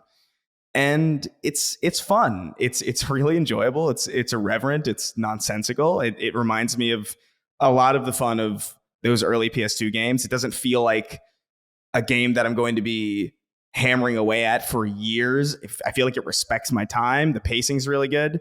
But I will say, the biggest problem that I've run into on PS5 specifically, I don't know if this is a problem on Series X or if this is a problem on PC, but on PS5, I've noticed in some areas like really intense screen tearing, and there are some like really weird frame drops that happen later on. I've had 2 crashes, which to me, like, I don't know, like the game looks really nice, but it doesn't look so nice that it warrants like the game falling apart. You know, it's still very janky in like in a way that I think is kind of nice. It's not like a Bethesda jank where it's like, oh, I've lost this entire quest line because this character never shows up anymore. But the technical state of the game is like it's like weirdly mixed, and I don't know how to feel about that because it's something that I'm willing to forgive because I'm having such a good time with it. But I know that's a big deal for a lot of people, and the screen tearing especially was even getting on my nerves a little bit. It's not the whole time, but in certain areas, certain sections, it just becomes really, really like you can't unnotice it. So that's kind of a problem. I feel like I would like to recommend this game to people, but in the technical state it's in, I feel like I'd maybe wait for a sale or wait for like a discount because it's already a $40 game, so it's already cheap. If that stuff doesn't bother you, then I can easily recommend it to you. It's a lot of fun. It's very silly, but it was something that I was noticing, and hopefully there's a patch for it. But I'm sure they'll patch. I'm sure they'll continue to patch it. Mostly a great time, having a good time. I'm excited to finish it up today. Nice. Dustin, it says here you're playing God of War. Yeah. So I think I probably have about a third of the game left because honestly, it's been fun going back because I can't remember a lot of the stuff that happened. I feel like I remember the overall arc, but the beat to beat stuff has been fun to go back to. And the main thing that I'm reminded of is just how solid the combat encounters are in this game. That's really what I think this game's bread and butter is. Obviously, we have complaints, I think all of us, about some of the stuff about like the game around the game, like the fast travel and the way that some of the side quests work and stuff like that. I'm not really even focused on side quests at all in this playthrough, but overall, I'm having a lot of fun with the combat, upgrading with different abilities and stuff like that. It's been really good. I am finding, and I'm not going to get into any specifics since the new game is so close, that the writing can be a bit too on the nose for me. I'm not saying it's horrendous or bad, but there's a few different points, and I illustrated this a bit last week, where they're really trying to hit you on the head with the point they're trying to make. And that's fine, but it can be a bit much at points. It's much more obvious to me this time in this playthrough. But overall, having fun with that. Forgot to put on the document too. I just did a 100% run of Tomba 2, and it was cool. The only thing that I really wanted to mention, just because no one cares about Tomba, and that's okay, is some of these old games had a really neat feature where maybe this was more unique to Tomba, where if you had save data from the first one, there's a point in the game where you get to this, it's like a little squirrel temple. Anyway, you talk to them and you can load that data, and it adds new missions to the game where old characters from the old game show up in the new game. And they're like these really fun, I mean, pretty basic, but they're fun bonus missions for fans of the original game. And it's cool. If you do those, you can get a very, very slightly different ending. And I like fun stuff like that. I feel like the ability to have games read your save from the previous games isn't utilized as much as I would like. And so even if it's something small and fun like that, or something huge like a Mass Effect game, I love that continuity of it being, connected in some ways. So that was cool. But overall, that's about it as far as what I'm playing. It's weird that functionality isn't used more often now, because I feel like now would be a lot easier than it used to be. Oh yeah. You know what I mean? Like, I feel like it's just so, especially with just like the way that the internet works, like you'd assume you'd see more of that. But for me, I'm playing Deathloop still. I'm at the end of it now. Actually, just when I was going to bed last night, I did the final missions where it sets it up and it says like, okay, now, because the entire game, and this isn't a spoiler, the entire game is trying to set yourself up so that you can get through a day and do everything you need to do in one day. Because at the end of the day, you reset and it starts again. So kind of like Majora's Mask. So very appealing to me. You have 1 day and it's split into 4 times: morning, noon, afternoon, evening. And so I went through all the different permutations and got everything I needed so that now the main character, kind of presents to you how it could be done, that you can kill. It's basically like the Robot Masters in Mega Man, where you have to kill all of the so-called visionaries and then use their power to kind of escape. And it's a very, very cool idea. I really like this game. Like, the more I play it, the more I really appreciate it for what it is. I feel like it's very restrained. It doesn't try to be too big or do too much. And I don't know if that was the intent the entire time, but you can really wrap your mind around the game over time in a way that I didn't expect. Because it reminds me a little bit of Civilization for me, in the sense that I was playing Civilization, as I've always joked, for many, many hundreds of hours without really understanding the full scope of the game. And it wasn't until I sat down in 2019 actually and started reading or watching these very in-depth tutorials on the game that I was like, wow, there's a whole nother layer to this I didn't even really understand. And another series of layers presents itself under Deathloop's kind of overt layer of being, it's not really roguelike because it presents to you the same thing over and over again. Like this, that's the entire idea, is to like figure out exactly what you need to do in this repeating situation. And I like the systems where information crosses over. So when you find information, it sticks with you. If you can find some sort of safe combination, it'll stay with you. If you find some sort of information about one of the visionaries, it stays with you, and so on, which is cool. And then the weapons that you find and the various upgrades can only stay over cycles if you infuse them with this material that you find to allow them to go from place to place, which is super cool. So the game challenges you to kind of balance all that. But at the center is something very stylish. I love looking at the game. I love listening to it. I love the character designs. I think there's an intense amount of BioShock in this. And what I think, I thought that about Dishonored from an aesthetic point of view too. And so I'm starting to realize that I think Prey and Prey as well. So I'm starting to think that there's just major influences between the two studios, which is awesome. Probably some people that worked on both games as well. And one takes its stealth to the next step. But I was never able to get all the way through an Arcane game. And I think I'll be able to get through this one because I'm right there. And it makes me want to go back and try again, because maybe I just didn't see those games for what they were. I remember when Dishonored came out, I just didn't vibe with it. And then Dishonored 2, I didn't even bother with. But I remember being enamored by the aesthetic of Dishonored. Like, this game looks like BioShock. Like, I want to feel about this game what I feel about BioShock. And it was kind of a projection and not seeing it for what it is. So Deathloop is very good. And I'm happy I went back to it. And we will get to Deathloop later on in the news, because we have more to say about it. But that's it. That's basically all I've been playing, and I'll be moving on to The Last of Us. Colin, yeah, I have to say, I hope you do decide to play Dishonored and Dishonored 2, because I feel like, as I think Deathloop is a pretty good game, but I actually think Dishonored 1 and 2, depending on what qualities you like about Deathloop, you may like Dishonored more. Well, Dishonored is stage-based, right? Like Wolfenstein? Yes. Yeah. But so the way I would describe it briefly is just that Deathloop is very focused on we'll say the micro creativity, where you can handle the moment to moment in a lot of different interesting ways. When it comes down to it at the end of the game, there's kind of, through the information like that you brought up, it's kind of straightforward, which was a bit of a disappointment. The stages in Dishonored are creative on a macro level, where you can handle things very, very differently. And so Deathloop is a more approachable game, but it loses that aspect of it. So that might be a turnoff to you, but I found Dishonored in a lot of ways to be a more fulfilling game from a gameplay perspective because of it. I remember in 2012, which is when I think the first one came out, I remember it being nominated for Game of the Year at IGN, very competitive year. Journey won that year. And yeah, Far Cry 3 also that year. And I just couldn't, I just couldn't. So it's there. And I know they ported them to PS4.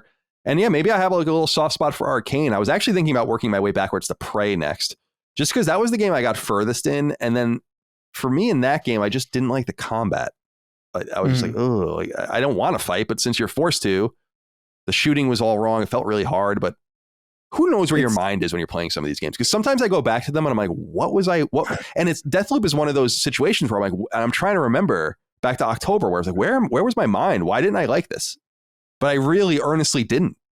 And then it was just there. And I'm like, I should go back to Deathloop. And I didn't. I'm glad I did. We were all kind of on the same page with that, though. Like, I feel like Arcane is a very specific studio where, like, I felt the same way about Prey when I first played. I was like, I don't know if I get this. And then for some reason, it clicks after a certain amount of time, and you're like, oh, this is kind of incredible, like what this is. And Dishonored clicked with me immediately. Like, I actually, like, when people talk about how, like, complicated Dishonored was, I was like, I remember blasting through that game when I was in a very short amount of time when I was comparably very young. And Deathloop confused me way more than Dishonored did. I don't know if it was like the way that the menus presented themselves, or just the overwhelming amount of like pop-up tutorials that like threw me out of it. But Deathloop is I don't know. I'll definitely get around to it again, because I feel like Arcane is one of those few studios where I can go back and play a game that I didn't vibe with, and just like it'll click for whatever reason. I still have to get through Dishonored 2, because when I first played Dishonored 2, it was running really badly, which I'm sure by now has been fixed, but I just never got a chance to check that one out. But Arcane's great. Yeah, I will say too, and I want to reiterate I said this last week about Deathloop as well, is that it's just well written. There's so much bad writing in video games right now. I don't understand where, and I think Chris is the one that identifies just Marvel, just tripe. And this game feels like it was written by humans, delivered by humans, and it's funny and it's quippy and all of that, but it's not cringy and corny and lame. It's quite the opposite. I think it's very well delivered and very intriguing. And maybe it's just my feeble mind, but giving me a small world like that to really focus in on, I dig. Like, I just get to know it. I actually know my way around the maps, and it's a little Hitman-ish, but for some reason I just don't like Hitman. I just don't dig it. I honestly think it's because of the controls. Like, this first person fluid Doom-like control when you're playing a game like this, I like that. I don't need to move realistically. I know it doesn't make any sense in a game like this, but it works because you're not seeing your character as well. First person. Okay. There are 6 pieces of news I wanted to get through this week, bigger pieces of news, and let's get into it in earnest. Number 1, as promised, PlayStation has continued its acquisition of studios, and this time the target might be a little disconcerting for the hardcore. Sony has entered into an agreement to bring Savage Game Studios to PlayStation Studios, and like Bungie, it will actually be a parallel studio outside of the existing structure. Now, if you've not heard of this team, there are likely 2 reasons for that. The first is that the studio was only founded in 2020 and only became an entity anyone was aware of upon first announcing more than $4 million in financing in early 2021, as relayed by website GamesIndustry.biz. The other more important reason you likely don't know this studio is because they make mobile games. Sony's acquisition doesn't have a price on it, but it's likely low by modern M&A standards, and you may be asking the question why. Well, the first reason is that Sony is clearly readying to take mobile gaming more seriously, something it has promised to do at the highest level and something it has dabbled with for more than 10 years. Recent seemingly failed attempts include a Wipeout management game and something to do with Sackboy. Savage is the only studio within the family tailor-made for mobile development, and according to the studio's CEO, Mikhail Katkov, they, quote, made this deal because we believe that PlayStation Studios leadership respects our vision for how we can best operate and succeed, and because they too are not afraid to take chances. All of that plus the ability to tap into PlayStation's amazing catalog of IP, end quote. Predicting backlash of some sort, the head of PlayStation Studios, Herman Holst, wrote in part, quote, as we assured you before with our plans to bring select titles to PC, our efforts beyond console in no way diminish our commitment to the PlayStation community, nor our passion to keep making amazing single-player narrative-driven experiences, ellipsis. Our mobile gaming efforts will be similarly additive, providing more ways for more people to engage with our content and striving to reach new audiences unfamiliar with PlayStation and our games. Savage Game Studios is joining a newly created PlayStation Studios mobile division, which will operate independently from our console development and focus on innovative, on-the-go experiences based on new and existing IP, end quote. Like some other first-party teams, including Insomniac, Savage is actually based in 2 locations, Germany, making it Sony's first German-based team, as well as Finland, where it joins Housemarque as one of 2 Finland-based entities. While Savage hasn't released a game, it's likely that their efforts behind the scenes are PlayStation-related already, and Sony is buying in further as a hedge against the future. It's unclear when we'll see their first game, though, assuming whatever they are making enter development in 2021, it may be sooner rather than later. Depending on how you count, Savage is something like Sony's 20th studio and joins more recent acquisitions, including the aforementioned Bungie, Texas-based Bluepoint Games, Seattle support team Valkyrie, PC port team Nixes, and more. Chris, what do you think? Sony has introduced a mobile game team into their studio structure. It's not the first, because Bethesda had one, right? And when Microsoft bought them, what is that called? Round Dog or something like that. So it's not the first time a first party has had a team like this, but it is interesting to me that they are sitting outside the structure. So there's only one other team that does that, and that's Bungie. Otherwise, everyone's integrated into the same team. So they're leaving them alone. This says to me that they're not done buying mobile game studios, and that this might be a bigger part of their initiative and might illustrate why they kind of released Wipeout in the Sackboy game, but they kind of didn't, because they were probably well into development and they're like, we don't really need or want these games. We might as well just get them out and see what happens, and nothing happened. So do you have anything to say about the introduction of Savage into the family? Man, I mean, this isn't necessarily super surprising. I do think it's interesting that they do exist as a vertical, kind of like separate in the same way that Bungie does. Although if you kind of think back to, if you even really like think about it for even a moment, it kind of makes sense. Like it doesn't really make a lot of sense for a mobile game studio to exist in the same vertical that the first party exists, because what real meaningful, like what real service can they really provide in that area that they couldn't provide in more meaning in their own vertical, which will obviously be in the mobile space. It's hard to get excited about this, because obviously we are a PlayStation podcast. We talk about a lot of, traditionally more hardcore video games. We talk about stuff that, the premium stuff. And this is definitely not within that structure. I don't know. Are you guys planning on delving into mobile gaming at all? Like, I mean, surely there'll be something that comes out of this studio or out of this vertical that will catch our eye.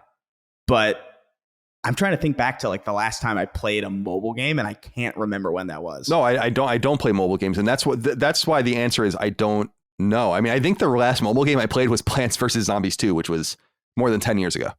So to me, it's about 10 years ago, I think. I think it was more than 10 years ago. I actually think it was out, because I'm remembering it came out around the time I went to Europe for the first time. And that was 2011, I believe. So the answer is I don't have enough information. I was actually wanting to check out that Wipeout game, but like they just pretended it never really existed, never really cared about it, because it was like a management sim. If they're going to release something like Call of Duty Mobile, it's like, no, I don't want to play that. But if they're going to release something that's story driven or something that's card based or something, if it has trophies, I mean, they have to know that those kinds of things matter. It's the same thing for having a PC launcher, where if they start introducing trophies into those games, I'll get a Steam Deck. Play Helldivers 2 or whatever on it. It's so I'm interested in the potential, but I don't know. I just don't know enough. What I do think, though, and I'll throw it over to you, Dustin, is I think this is a defensive move. I don't think it's an offensive move. I don't know what Sony's intentions are on mobile, but I think they're guarding themselves against the possibility of not being able to respond in some meaningful way on a major platform. And right now they can't. They have no power to do anything on mobile. They can get a second party to do something for them, or a third party, and they've done that in the past, but it's never worked. And even when they tried to do like the Uncharted Golden Abyss, Uncharted, what was that called? Fight for Fortune. Oh, like right. That was a mobile style game made by a mobile team, but for Vita. So they've tried, but it's never really been quite right. So in some way, I feel like they're guarding themselves, like they're guarding various vulnerable parts where their armor is showing flesh, knowing that they might need to respond in some meaningful way. And it's not a huge investment. Again, I was reading about these guys, and they raised $4 million. I mean, they're not a huge team. So what did Sony buy them for? 20 million, maybe? Is something like that. It's a small price to pay to be prepared. And maybe that's the logic behind it.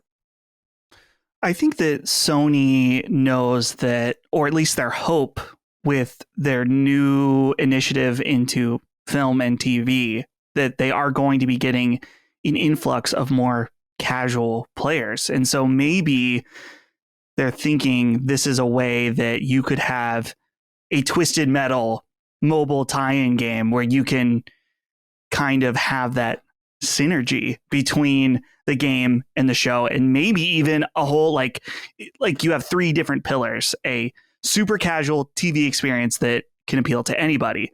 Then there's a game on mobile that's like somewhere in between. And then if you want to take it a step further, you can get the actual game on PlayStation 5. And maybe that's just kind of a stepping stone to get more people into their primary ecosystem of, actual video games. But overall, I find that I wonder if they're thinking this is what they should have done all along, because they've really had I would say it's 1 foot in, 1 foot out on mobile games, but it's been less than that. It's like barely dipping a toe. I just looked in that Wipeout mobile game that they ignored us after asking them to be on the show. Their announcement trailer has under 10,000 views on YouTube. Think about that. Sony IP was granted. Yeah, Sony never even acknowledged the game, and it was stupid of them to disappear, because we could have given them a much bigger audience, but maybe they didn't. They didn't want that bigger audience. I don't know. I was intrigued. Yeah. Because I thought it was, because they had been promising, Dustin, that they were going to do more mobile development.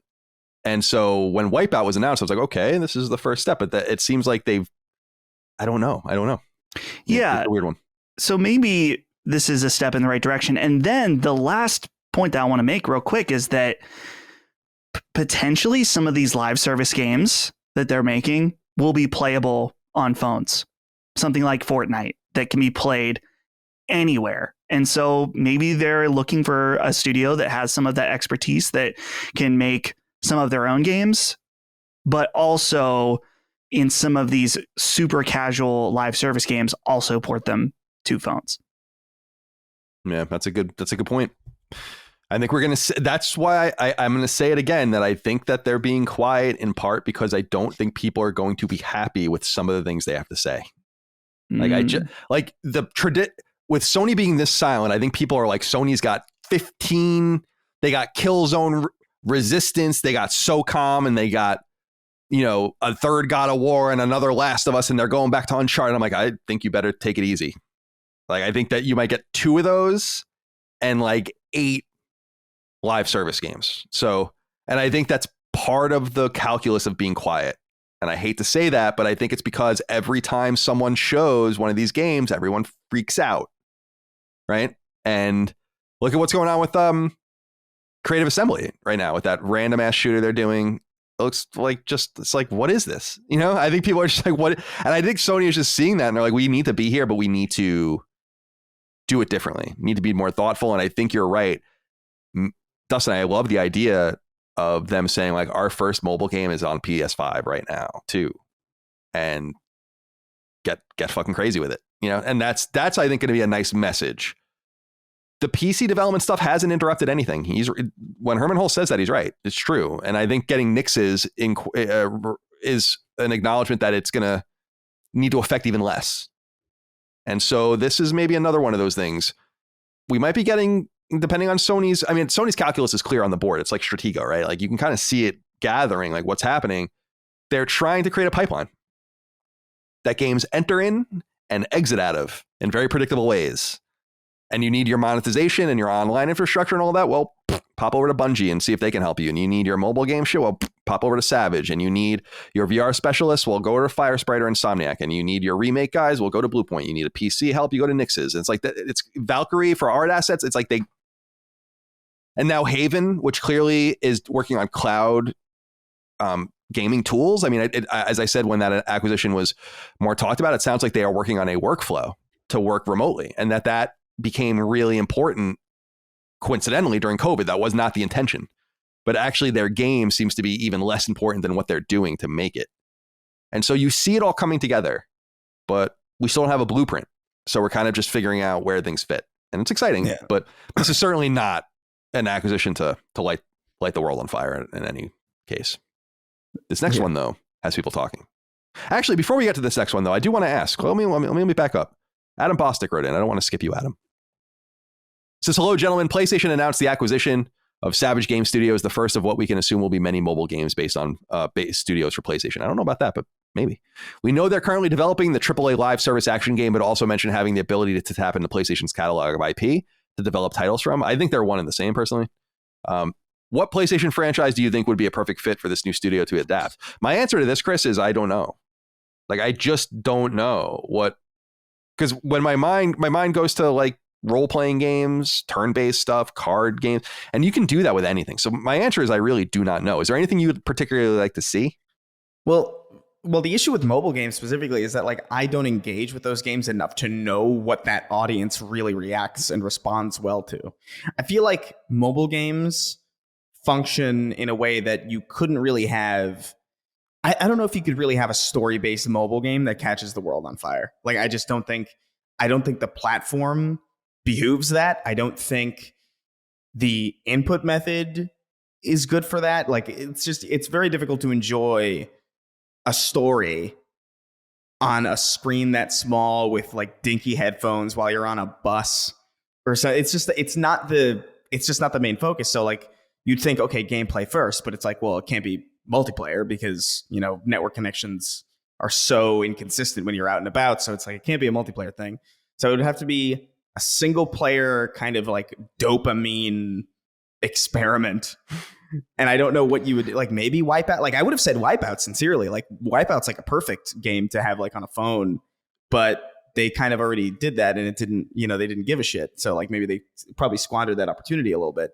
I don't know. Maybe the saddest thing about this is that honestly, all I can really hope for is really weird PlayStation variants of already popular styles of game. Like you'll probably see like a million different endless runners, like with Sackboy or fucking Astrobot or whatever, or maybe even something completely new, tailor made to appeal to that market. You know, like I don't know.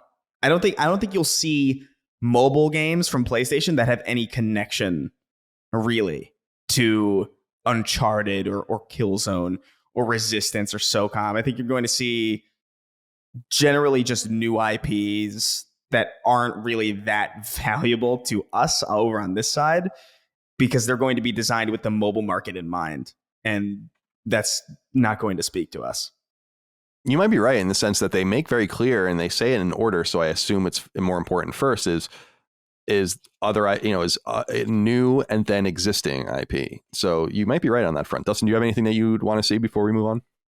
The only thing I'll push back on Chris about the mobile thing is that, and this is surprising to me, is that multiplayer games are huge on phones. Like Call of Duty Mobile, Apex now has a mobile version, and it's funny because I think that it makes sense, at least to me and you. I think, Chris, that it's like, why would you want to play that on that device? And it still doesn't make any sense to me. But clearly, there is a market for highly competitive multiplayer games on these devices. I don't know who these people are that play them. Yeah, I don't know them. I'm not one of them. And I very rarely interact with anyone who plays those games. But clearly, like Call of Duty Mobile is supposed to be huge. And maybe it's mostly overseas and stuff like that. But yeah. It might be more of an overseas thing because you are right. I don't even think about those because they don't feel real. Yeah, exactly. Like, I have still to this day, I have never seen gameplay of Call of Duty Mobile. I don't know what it looks like. Right. It's like that uncle that you hear about from families. Like, oh yeah, there goes Uncle Lucho again. It's like, who? What? I don't know. I could see that being. How do they manage to do that? Are people playing mobile competitive first-person shooters on their fucking phones in their homes? I don't like know. Not Probably. Outside using using 4G. Like that's Dude, wild. There's phones now that have like Android phones that have active cooling and fans on them. There's an attachment that Razer makes for your iPhone that sticks to the back, and it's a cooling thing for your phone. Oh my god! Like so the it doesn't throttle. That's like nuts. the intercooler for the 360. Yeah, it's exactly what it is. It just right on the back. If you have a new iPhone that has the MagSafe on it, it just sticks right on there, and it stops your phone, or at least tries to help your phone from throttling when you're playing those games. Dude, Genshin Impact is another game that is huge and is a quote, AAA experience that people love and enjoy on phones. I don't get it, but yeah, maybe you're right. I again, this is just an area that I'm so blind in. Yeah, me too. But that This is so difficult to even wrap my head around this shit. All right, let's move on to number 2, as promised. Sony has been willing to make smaller long-term investments in companies it believes in. It has a 5% stake in Epic Games, for instance, and owns a piece of entities like Discord, too. And the newest one may be their wisest yet. In a release from the Japanese-centered Katakawa Corporation, it's been revealed that the entity, which owns From Software, has sold 2 substantial minority positions in the company, with one of those 2 holdings going to PlayStation. Unfortunately, the other, slightly larger holding is going to Chinese tech firm Tencent, which is widely acknowledged as being a functioning arm of the Chinese Communist Party. So here's what's what. Katakawa, which held FromSoft in its entirety, sliced about 30% off the company, selling 16% to Tencent and 14% to Sony. Why did they do this? Well, money, of course, but access and pipelines too. Katakawa writes in part, quote, "Through the implementation of the fund procurement, From Software will aim to proactively invest in development of more powerful game IP for itself to strengthen From Software's development capabilities, and will seek to establish a framework that allows the expansion of the scope of its own publishing in the significantly growing global market," end quote. Katakawa retains a controlling stake of 70% in the company. FromSoft, founded in the mid-'80s, is one of Japan's most important and storied developers and wasn't purchased by Katakawa until 2014. Its King's Field RPG series, as well as Armored Core and others, were exclusive for PS1. Beginning in 2009, however, when Demon's Souls came to PS3, FromSoft launched a whole new level of fandom, getting even crazier with 2011's Dark Souls and its sequels. Sekiro followed in 2019, and Elden Ring launched earlier this year will likely win 2022's Game of the Year and finishes the best-selling game of the calendar year, even more than Call of Duty.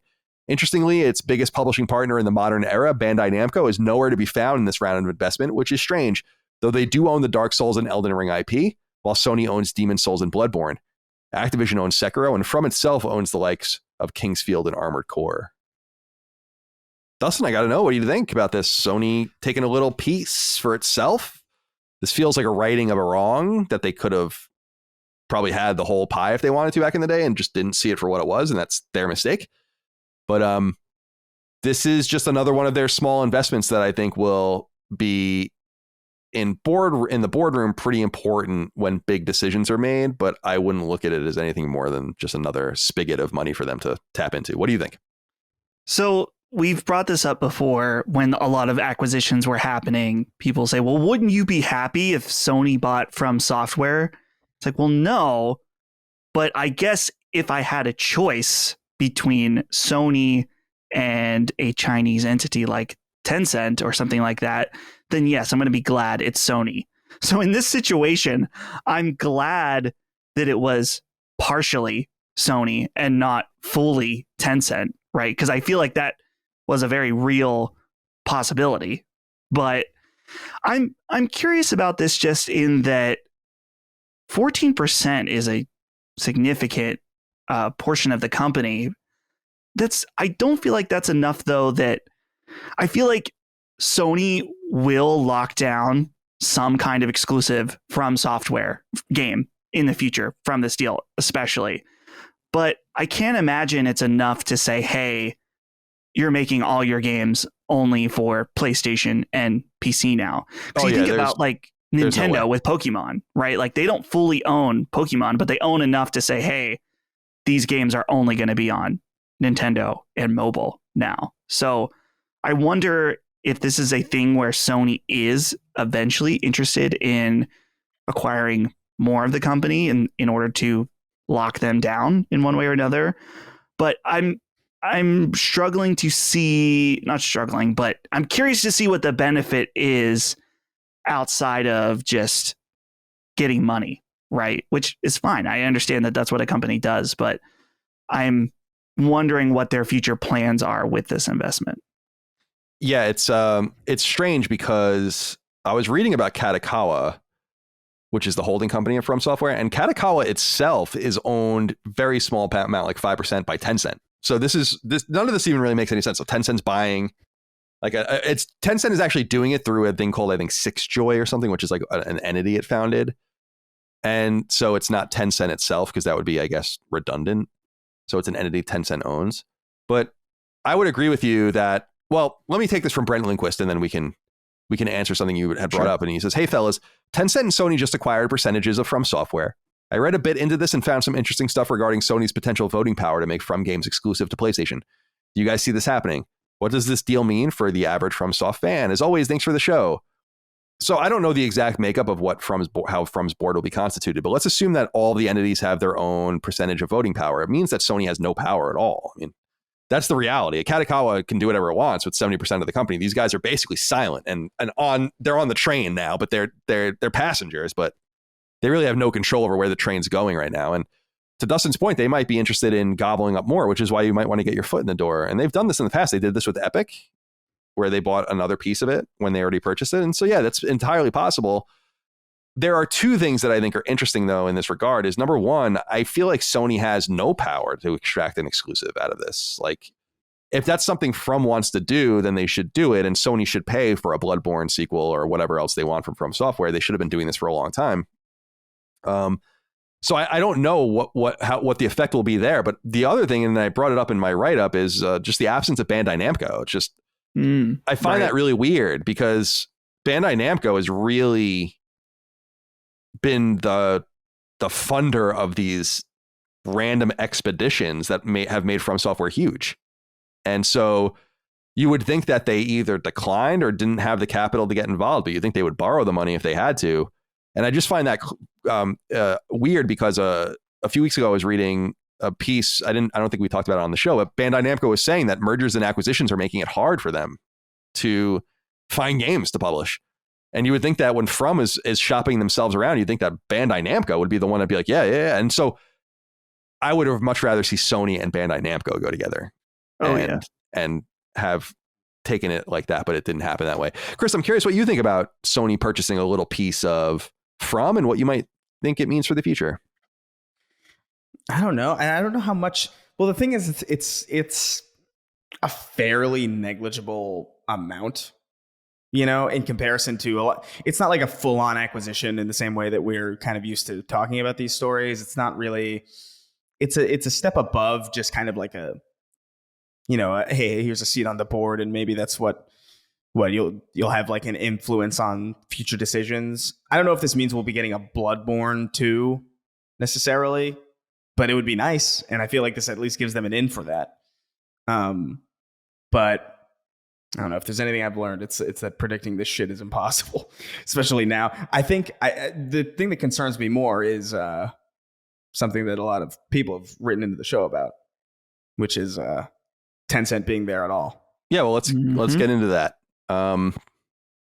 Sam B wrote in, and by the way, I love the name Sam B because that's the name of Violet Beauregard's dad in Willy Wonka and the Chocolate Factory. And of course, the greatest characters in that movie are the adults, and we all know it. With Sam B, it's a guarantee. He wrote in and said, "Hello, Jumping Nuggets. Tencent has recently purchased a notable position in From Software, and it left me, and I suspect many other gamers, with a rather bad case of cognitive dissonance. Colin, I've listened to you since your days at IGN, and one principle you've consistently preached is the value of voting with your wallet, since companies will only really take notice when it affects their bottom line. However, how do we avoid giving our money to companies such as Tencent when they own partial stakes, in established video game developers? I don't think many of us would pass on future From Software games to protest financially supporting Tencent. If we're not affecting them at their bottom line, are we really standing for anything or just shouting into the wind? Would be curious to hear everyone's thoughts." And Tom Reeder, I guess I'll read his too right now just because it's parallel. He says, "Hey, CDC, with news from Reuters that Sony has teamed up with Tencent to acquire a minority stake in From Software, it seems Tencent will get its tendrils on anything and everything. And the more the major publishers align with them, the more accepting and tighter Tencent's grasp will be. In your opinion, what does this say about Sony making a deal with the devil, so to speak, and playing with communist money?" I don't know.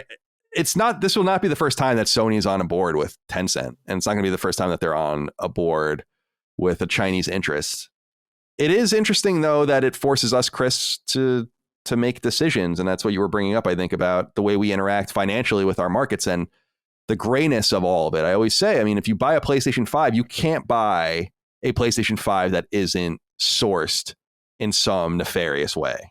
It's not possible. They don't sell them. They don't make them. They don't exist. And the thing is that, though, the games we play, we can make those choices. And the question is if people are going to start to make them. And I'm not fully comfortable writing Tencent off yet because I don't know that that's really a practical position with Level Infinite and all these things. How is that? What position is that going to lead me in to be authoritative on our platform and all the rest? It brings in a lot of interesting inquiries. So where does your mind go with this? it makes me uncomfortable that this is probably just the reality that we're going to have to exist in at a certain point in the near future. It already bothered me immensely when SNK was completely taken off the board, especially because Metal Slug Tactics looked so appealing to me. But that's not a game that I'm going to play because it's just so it's that source specifically is just so egregious. Like, it's not even just like a Tencent situation with that, where, you know, Tencent's a wing of, you know, it's a wing of the government of this country, which is like, yeah, it's a problem. But like having a company owned by just straight up the guy, you know, who gave the final word to execute people, that's like a more direct level of like grossness that it's just like, okay, well, that's off the table. But the fact that this is likely going to continue and it's going to escalate will likely mean that there's probably not a game we're going to be able to play in the near future that doesn't have some involvement with some Chinese company in some way, shape, or form, whether that be through funding, whether that be through, you know, even vague partnerships, small interjections of buying of stock positions, like, oh, here's a board member on this studio. Practically speaking, if we write off every single game that Tencent has any involvement in, there's a pretty good chance that what we're left with is going to be very little in the coming years, which is disappointing and scary, but that's the reality. And it's not a fun position to be in. Yeah, I agree. Well, we'll have to leave it there for now, and we'll see how this develops. I don't know what happens from here. Number 3, we have a whole new slate of PlayStation Plus games to talk about, and this time we can get to we get to talk about the games coming to all 3 tiers at one time. I'm glad they're doing this.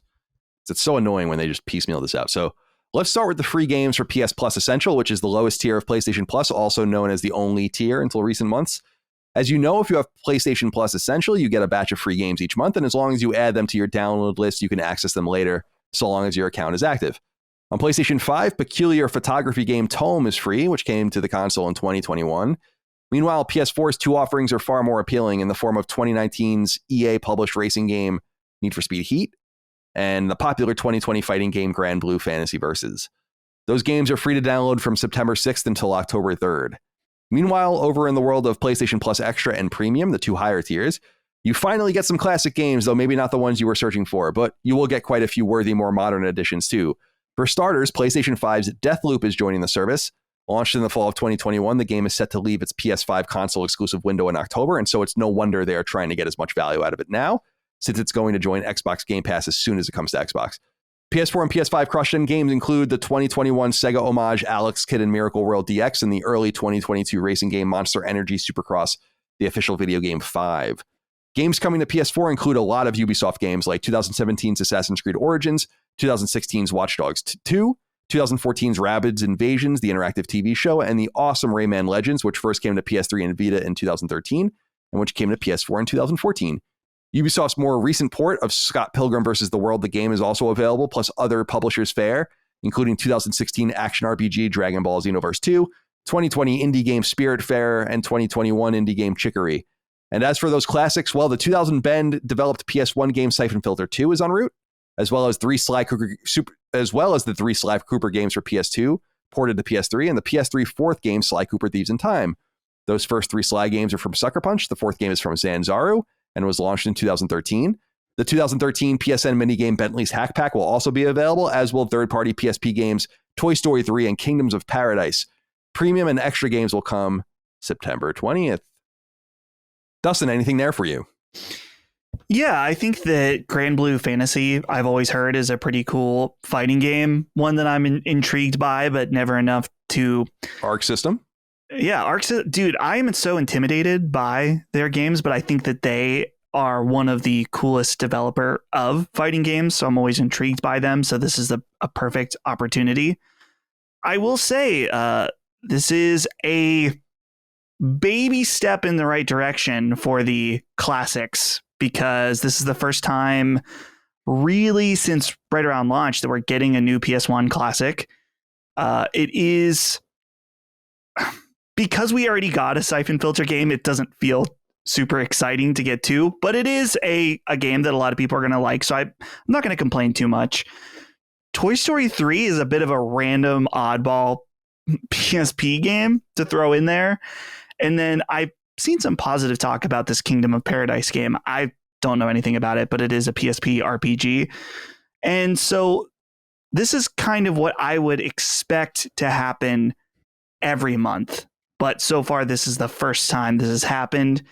And it is decent, but not incredible. So, like I said, it's a step in the right direction since I've been really complaining loudly about their support of the premium service. So I'm happy to see this go this way, but they could still do better. I want to see some, like, I don't know, Medieval would be cool on there. I mean, Sony has so many cool, I guess they did the remake, so that's probably why they're not doing that one, but there's so much good stuff. Legend of Dragoon, where is it? I feel like that's like the most obvious one to put on there. And I agree. It seemed like there were clues that was going to happen, but they have so much stuff that they can tap into. Again, we don't need it all at once, but seeing at least one a month would be ideal. How about you, Chris? Do you have anything on this list that intrigues you? Nothing that I haven't already I've actually seeing Dragon Ball Xenoverse 2 there is kind of interesting to me because I'm on a bit of a Dragon Ball kick lately because that new movie just came out and it was pretty good. And I've just been thinking like, oh man. And I didn't bring this up in the what we were playing thing because I didn't play too much of it before I got like, I'm just I was playing Dragon Ball Z Kakarot, which is like this RPG thing, this weird, very bizarre video game, but I'm like still early on and I don't have much to say about it. But I've been on this Dragon Ball kick, so I might check out Xenoverse 2, even though I don't know anything about it really. But seeing Rayman Legends there is really cool. Rayman Legends was awesome. Deathloop is actually convenient because I think I got my copy of Deathloop on PC, so it'd be nice to maybe when I jump into it again, I'll probably just jump into it on PlayStation. But I don't know. I'm kind of with you on like Toy Story 3 on PSP specifically is a very bizarre. Yeah.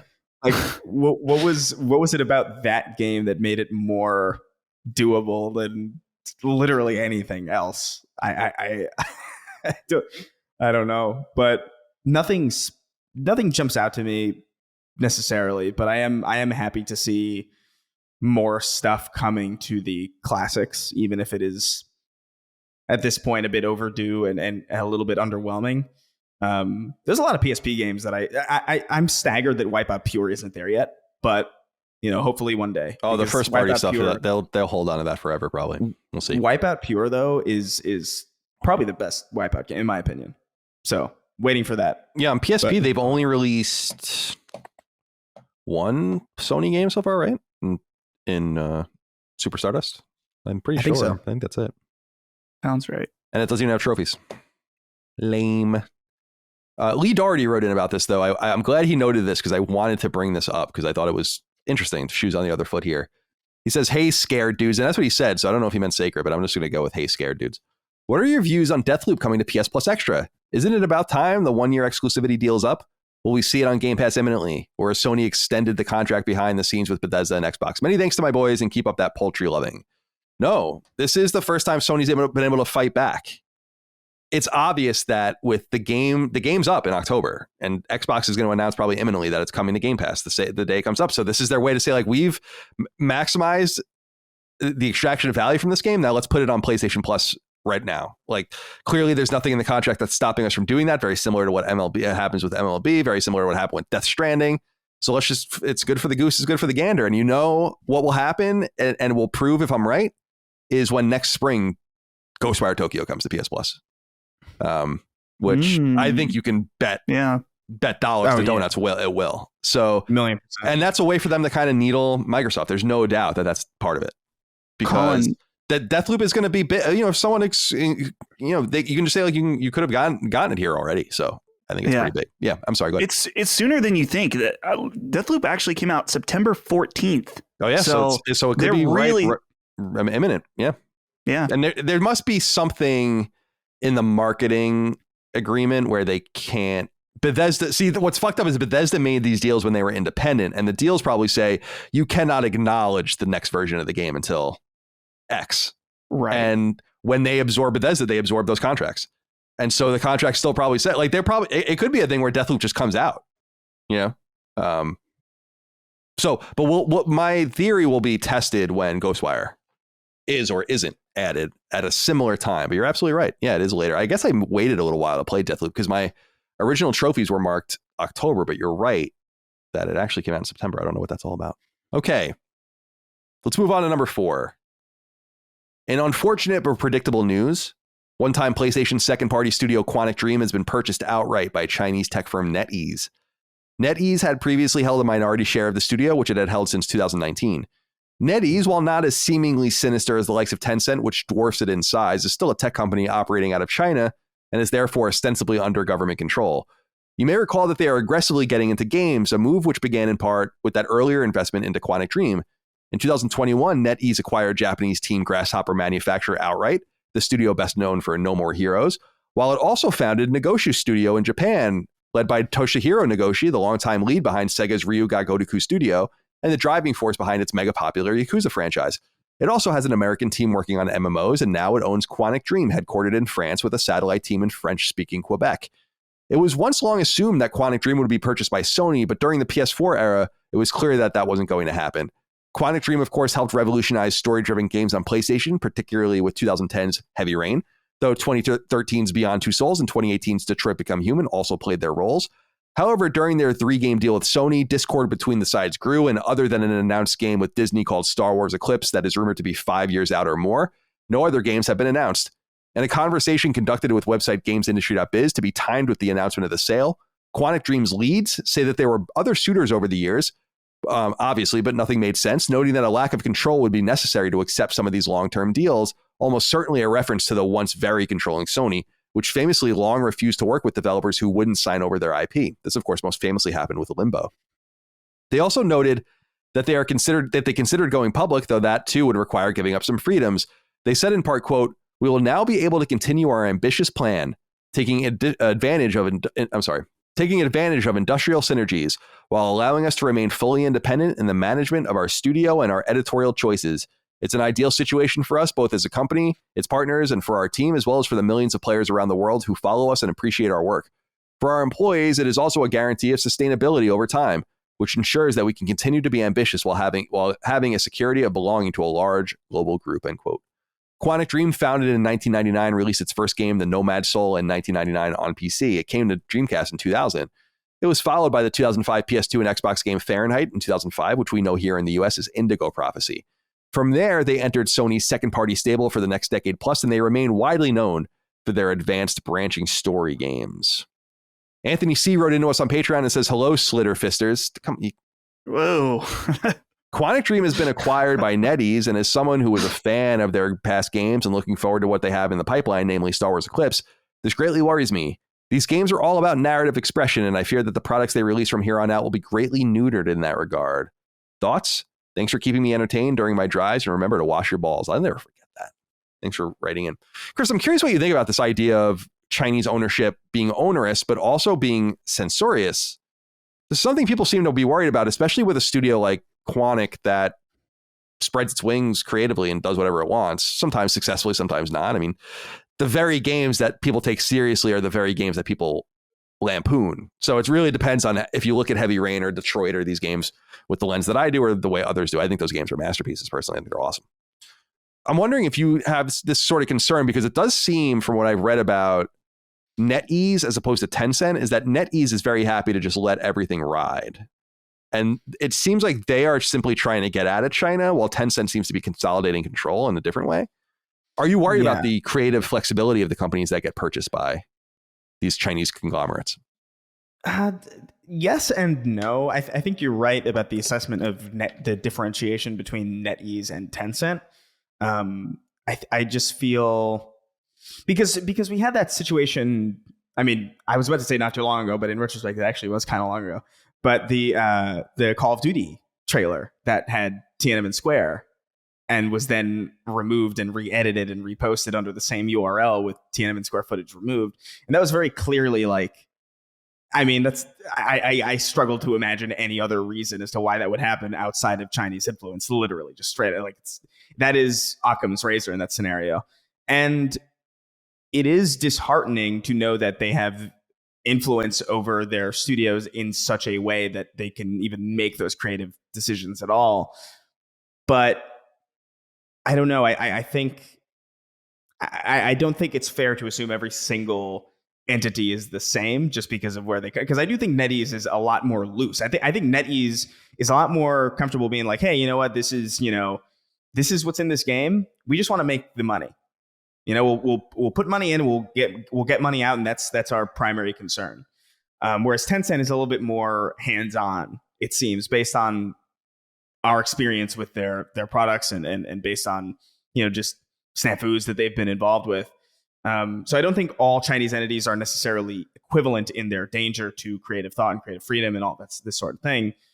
But it still is this kind of looming threat. And we do see it, again, like with that Call of Duty trailer, we see it enacted every so often that it has you, it should have you wondering how often this happens in ways that we don't see, in ways that aren't so obviously upfront and obviously kind of caught red-handed. So I don't know. It's a concern for me, for sure, for at least anything that comes out of Tencent. NetEase, because I think NetEase, I could be wrong on this, so correct me if I am, but I'm pretty sure NetEase put some money into Bungie as well. No, they did. And then when they sold, they're the ones that sold their share. Because I'm looking it up now, but yeah, NetEase put more than $100 million into Bungie. So they owned an undisclosed number or amount of the company, which was then sold. Right. So yeah, they've shown it. So you're right in the sense that they've shown a propensity to actually move both ways because they got out of Bungie. You'd think they would want to have stayed. No, yeah, for sure. That's why they seem to operate more like, I mean, this, I don't know if this is like an oxymoron, but an honest business as far as like China can create, sure. You know what I mean? Like they function in a way that is more typical of like American businesses, even if it is coming from that area. Tencent concerns me though greatly, and honestly, more than NetEase. What is the I forget the name for the group that purchased SNK. Oh, that's the Saudi Wealth Fund. That worries me more than not than Tencent. That worries me more than NetEase personally. But yeah, I don't know. Let me see here. Okay, Dustin, do you have anything you want to add before we move on? I wonder if Quantic Dream was in a situation where they kind of had to sell. It's been many years since their last release, and they've got a Star Wars game that I'm sure is requiring a big budget that is many years out, and they don't have any income really coming in right now. So, and obviously they put their spin on it about that they have ambitious plans and industrial synergies that allow them to remain fully independent. But I'm kind of wondering if this is like, well, we got to do this. We need to make money or have money coming in order to be able to do some of these projects. And it's been so long since we've done a project that now's the time. So just a theory, but who knows? I want one of these companies to just be like, hey, so we like money, so we did this. Yeah. You know what I mean? Like it would be nice to see that level of just like, just cutting through the bullshit. Just be like, hey, we make single player games and we haven't done one in a while. So like, obviously, yeah, we needed to sell. So we're very happy to be part of this because now we can have money. Yeah. They say that in so many words, like where they say like, this gives us great security for our staff. And it's like, it also gives you tens of millions of dollars if you own any piece of the company. And so, yeah, maybe be a little more honest about it. It's funny because Quantic, I feel like they're I haven't gone into their financials. I'm not even sure what the laws are in France about how much you can get into their financials if they're privately traded over there, which they are. So I'm curious because they haven't had a game since Detroit, which it was what, 2018? 2019? No, 2018. 18? Yeah, it must be because that was because it was God of War, Detroit, and Spider-Man, right? Yeah, 2018. Yeah, May 2018. So 25th. 2018. So they're going to go through 2019, 2020, 21, 22, probably 23 without releasing anything. So they're not churning money. They release their games on PC over time, and I'm sure they have a nice little revenue stream there. But they must have gotten investment because then they opened this satellite studio, which I thought was really smart in Quebec because there's just so much talent there. You might as well. And they're French-speaking talent, so it's actually quite advantageous for Quantic Dream.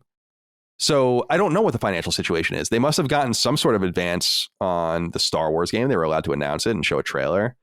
I don't really know, but I feel like they have so much potential. And with, again, Supermassive seemed like they were going to take the mantle. But Supermassive never took the requisite time to make a really, really, really great game after Until Dawn. And I felt like Heavy Rain and Detroit were really great games. And those games take a lot of time. I really was very impressed with Detroit. I thought it was quite good. And so I'm interested to see what they can do. See, David Cage gets all caught up in the weeds of realism and all that. And I'm like, no, dude, it's about the story. Like, no one gives a shit. Go look at the fucking Nomad Soul and tell me that game looks good. You know, it's not all about that. Heavy Rain doesn't look particularly good anymore, but it's great because it's got a lot of spirit and heart. So I'm hoping for the best. But this next story is a little more disconcerting. Number 5. It's exciting, but also disconcerting, I guess I should say. There was a time when Japanese publishers Capcom and SNK were arch rivals, particularly when it came to fighting games. Capcom's Street Fighter and other works went head-to-head with SNK's suite of fighting games like King of Fighters and Samurai Showdown for a long time. And of course, the character Dan, who is one of my favorite characters in Street Fighter, is a character that's designed to make fun of SNK. So it obviously went into the games themselves. But starting in the late 90s, the two sides cooled enough to see the potential business behind joining for a game, and they did just that several times. SNK made their own games, and so did Capcom. If it was an SNK game, it was SNK versus Capcom, and if it was a Capcom game, it was Capcom versus SNK. And ultimately, between 1999 and 2003, 4 games of consequence emerged.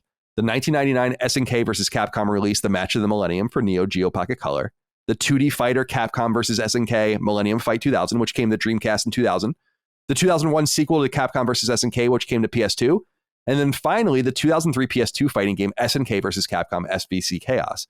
Okay, so with all of that out of the way, there's been virtually nothing outside of a card game spinoff for about 20 years, but maybe that's about to change.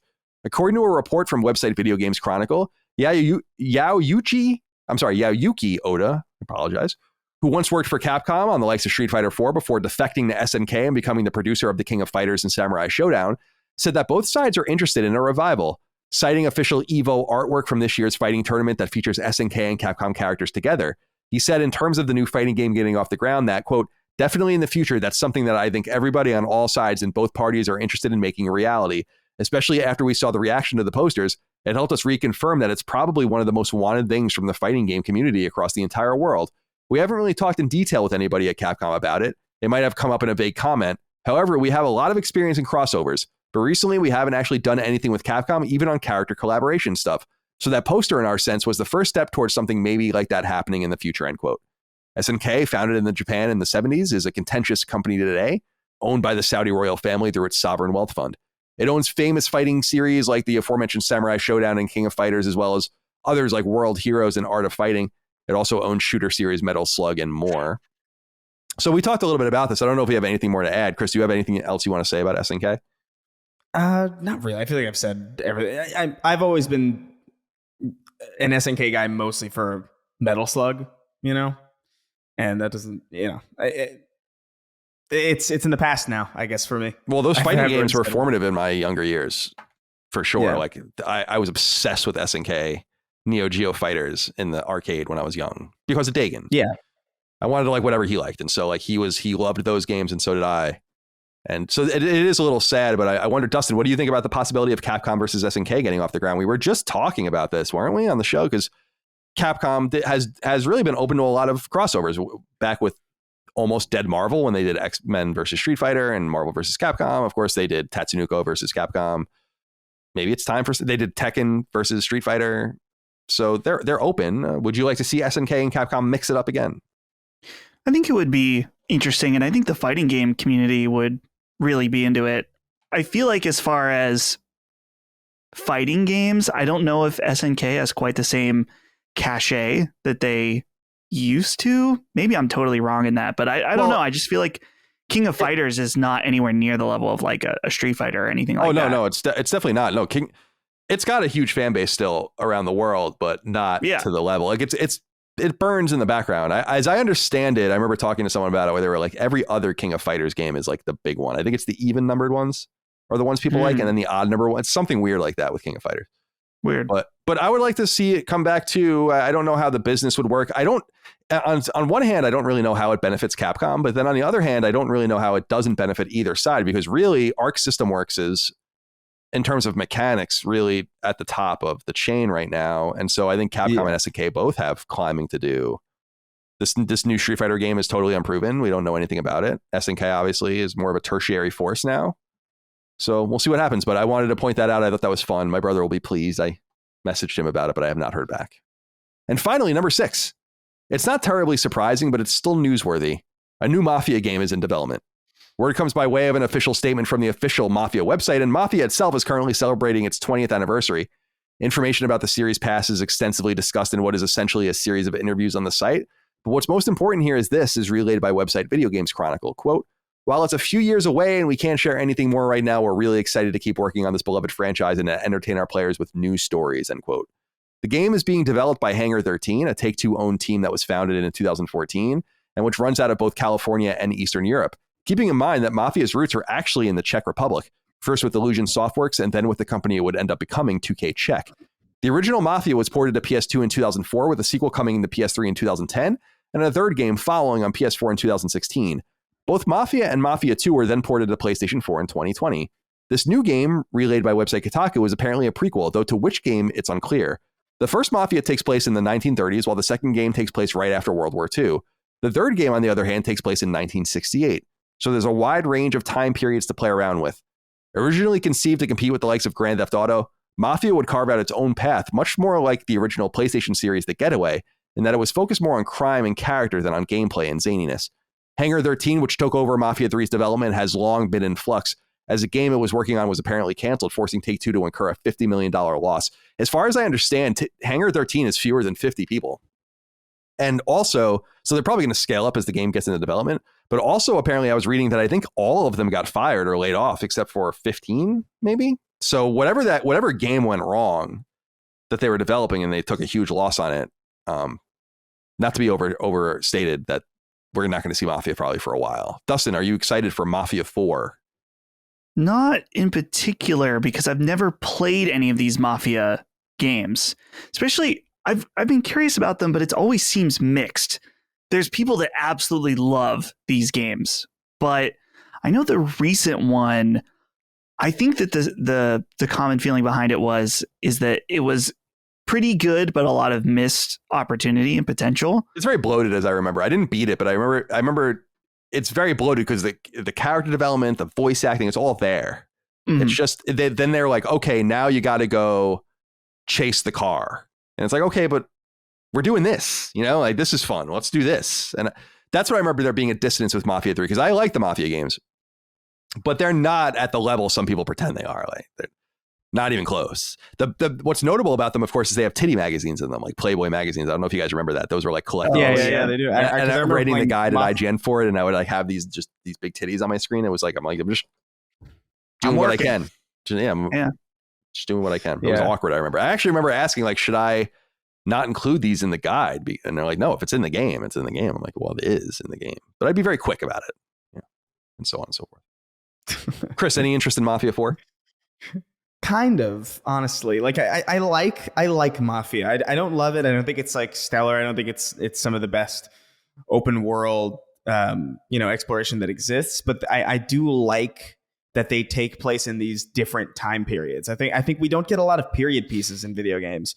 And when we do, they're very linear, or they're very story heavy. Not that Mafia isn't story heavy, but just the open world nature of being able to explore, specifically in Mafia 2, I think was the 40s or something, like the 30s. Mafia 2 is right after World War II. So I think it's like 46, 47, something like that. Yeah. Like exploring like a city in the 1940s, even if it wasn't particularly like, wasn't Red Dead Redemption 2 levels of depth or incredible exploration. Just the aesthetic feeling of moving through that space with with those vehicles and with that clothing and with the accents. And I like that stuff. It's part of why I like Destroy All Humans as well, because that's also like 1959, and then the next one is in the 60s, and you get all these like fun. That's obviously more a comedic edge to it, but I like period piece settings in video games, especially open world ones. That was one of the things that drew me to Assassin's Creed 3 primarily, as much as that game ended up being very, mostly disappointing. Yeah, I did beat that game, and I did note that, like, man, that I enjoyed moving throughout colonial America more than anything else in the video game. It was very cool. It was very cool. There's value to that, I think. So I'll definitely keep my eye out for it. I still haven't played Mafia 3. I played Mafia 1 and 2 a long Mafia 3 is pretty fucked up. Like I didn't beat it, but I played it extensively and I liked it. It's deeply about racism in the South, and it's pretty good stuff. Yeah. So, but yeah, we'll be waiting for a long time for that. And I wonder, Mafia it's funny. People forget it. As I said in the write up, Mafia was made in the Czech Republic. That's like the funniest part about it is it wasn't until like halfway through Mafia 3's development that it was ever an American game. And that's when 2K Czech kind of went belly up. And the guys that were at 2K Czech were the ones that went and founded Warhorse, which was the studio that made Kingdom Come Deliverance, and that are now owned by Embracer. So there's your little genetics history today. One thing I will say though, I don't know where else they could go time wise. Like I feel like the 40s was interesting. I feel like the 60s was interesting. I feel like the 30s was also interesting. The second you get to like the 1980s and 90s, I feel like it starts to get a little bit less. Yeah, because the Mafia doesn't really even exist like that at that point. Yeah, like that's almost like analogous to kind of Red Dead, like the time that Red Dead takes place and like how cowboys were kind of on their way out. Maybe there's an interesting story to be told there, but I don't think the setting of the 1980s or 90s is particularly all that interesting. Maybe we're biased because we've experienced some of those or we're not too far off from that. But I don't know. I just can't imagine a period piece in the 90s. Like I don't know. That'd be just bizarre. Yeah. We'll have to wrap our minds around that with many things, I think, as we get older. Oh, God. All right. That's all for the news. Let's get into 6 questions, comments, concerns, thoughts, and ideas as we end our show. We do this each and every week. We go to patreon.com/laststandmedia. We mine the weekly threads that we put up for the show. I grab 6 inquiries that I feel like would be fun to talk about that don't fit anywhere else in the show, and we go through them, no particular order. We'll start with Kabuto Fresh, who wrote in and said, "My sweet, genteel, cavernous slit holes." It's quite descriptive. Christ almighty. Genteel, I appreciate that. I was listening to an interview the other day on the Nintendo podcast, and he says that's not a typo, where they were speaking with the game director of Curse to Golf. The discussion was about indie games, and the idea for labeling big budget indie games as AAA came up. The Curse to Golf director said that in his circle of developer friends, that's the term they use to describe games like Hollow Knight, Shovel Knight, etc., where the budget is much higher than the average true indie game. I actually think that's a pretty useful, catchy term. What do you guys think? Have a dank weekend. I totally agree. I like this. We need a solution. This could be the solution because we talk about this all the time, Dustin, that there is no way. I hate the term indie game because, and I was making fun of it when Sony has their indie splash page and it's like, indie game, King of Fighters 15. I'm like, King of Fighters is not an indie game. Hades is technically an indie game, but it's really not. Hades probably cost $10+ million to make. That's not an indie game. So we need a better way to talk about them. And we understand what they mean, but I think that I and AAA, just like A and AA and AAA, are those useful indicators for you? Yeah, that definitely is, because there's definitely different classes of indie games. Like most recently, Cult of the Lamb, right? That's a Devolver digital published game. Lots of marketing dollars behind that. Right. So literally not an indie game because it has a publisher, right? Right. Well, I know what you mean, but that's the point. Yeah. I'm guessing that the argument would be is that those in most scenarios, those dev teams are independent. They're not owned by Devolver Digital, but they are using them, their partnership as a publishing thing. So arguably the developer is independent, but it still doesn't really quite feel that way. So yeah, I like having that distinction just because there's clearly a new category of games where you have more people. Like, think about some of these old NES games where the team was anywhere between 5 and 20-ish people. Like, and now there are indie games that are made with way more people than that and more money than that. But because the way the money's coming in and out, they're, listed or classified differently. So I like this idea of triple I. Yeah, Chris, what do you think? I think it's great, but I also just think it's so funny when you look at just the history of development sizes and development teams and what they put. Because you think about like an indie game now, and then you think of like, a game published by Atari in like the 70s, where like you had that one guy who made E.T. under Atari's name, and it's just like some one dude, and that's like technically a AAA game. If you reframed everything to modern standards, it's just very funny. But I think it's a great term, triple I. I'm kind of surprised that I'm only hearing about this now. Me too. I've never heard it myself. Yeah, like it sounds like something that has been around for a long time, and it sounds like something I would have heard a long time ago. But that's a great term. Well, we'll steal it. That's great. Yeah, thanks for letting us know. And we won't source it. And we're not going to source it ever. Well, it seems like this is what indies themselves are talking about. I mean, I own an indie developer, but not anywhere on the level of these guys. So we're an I developer. Yeah. Okay. Brian wrote in and said, "Gents, I wanted to write in pursuit of some advice.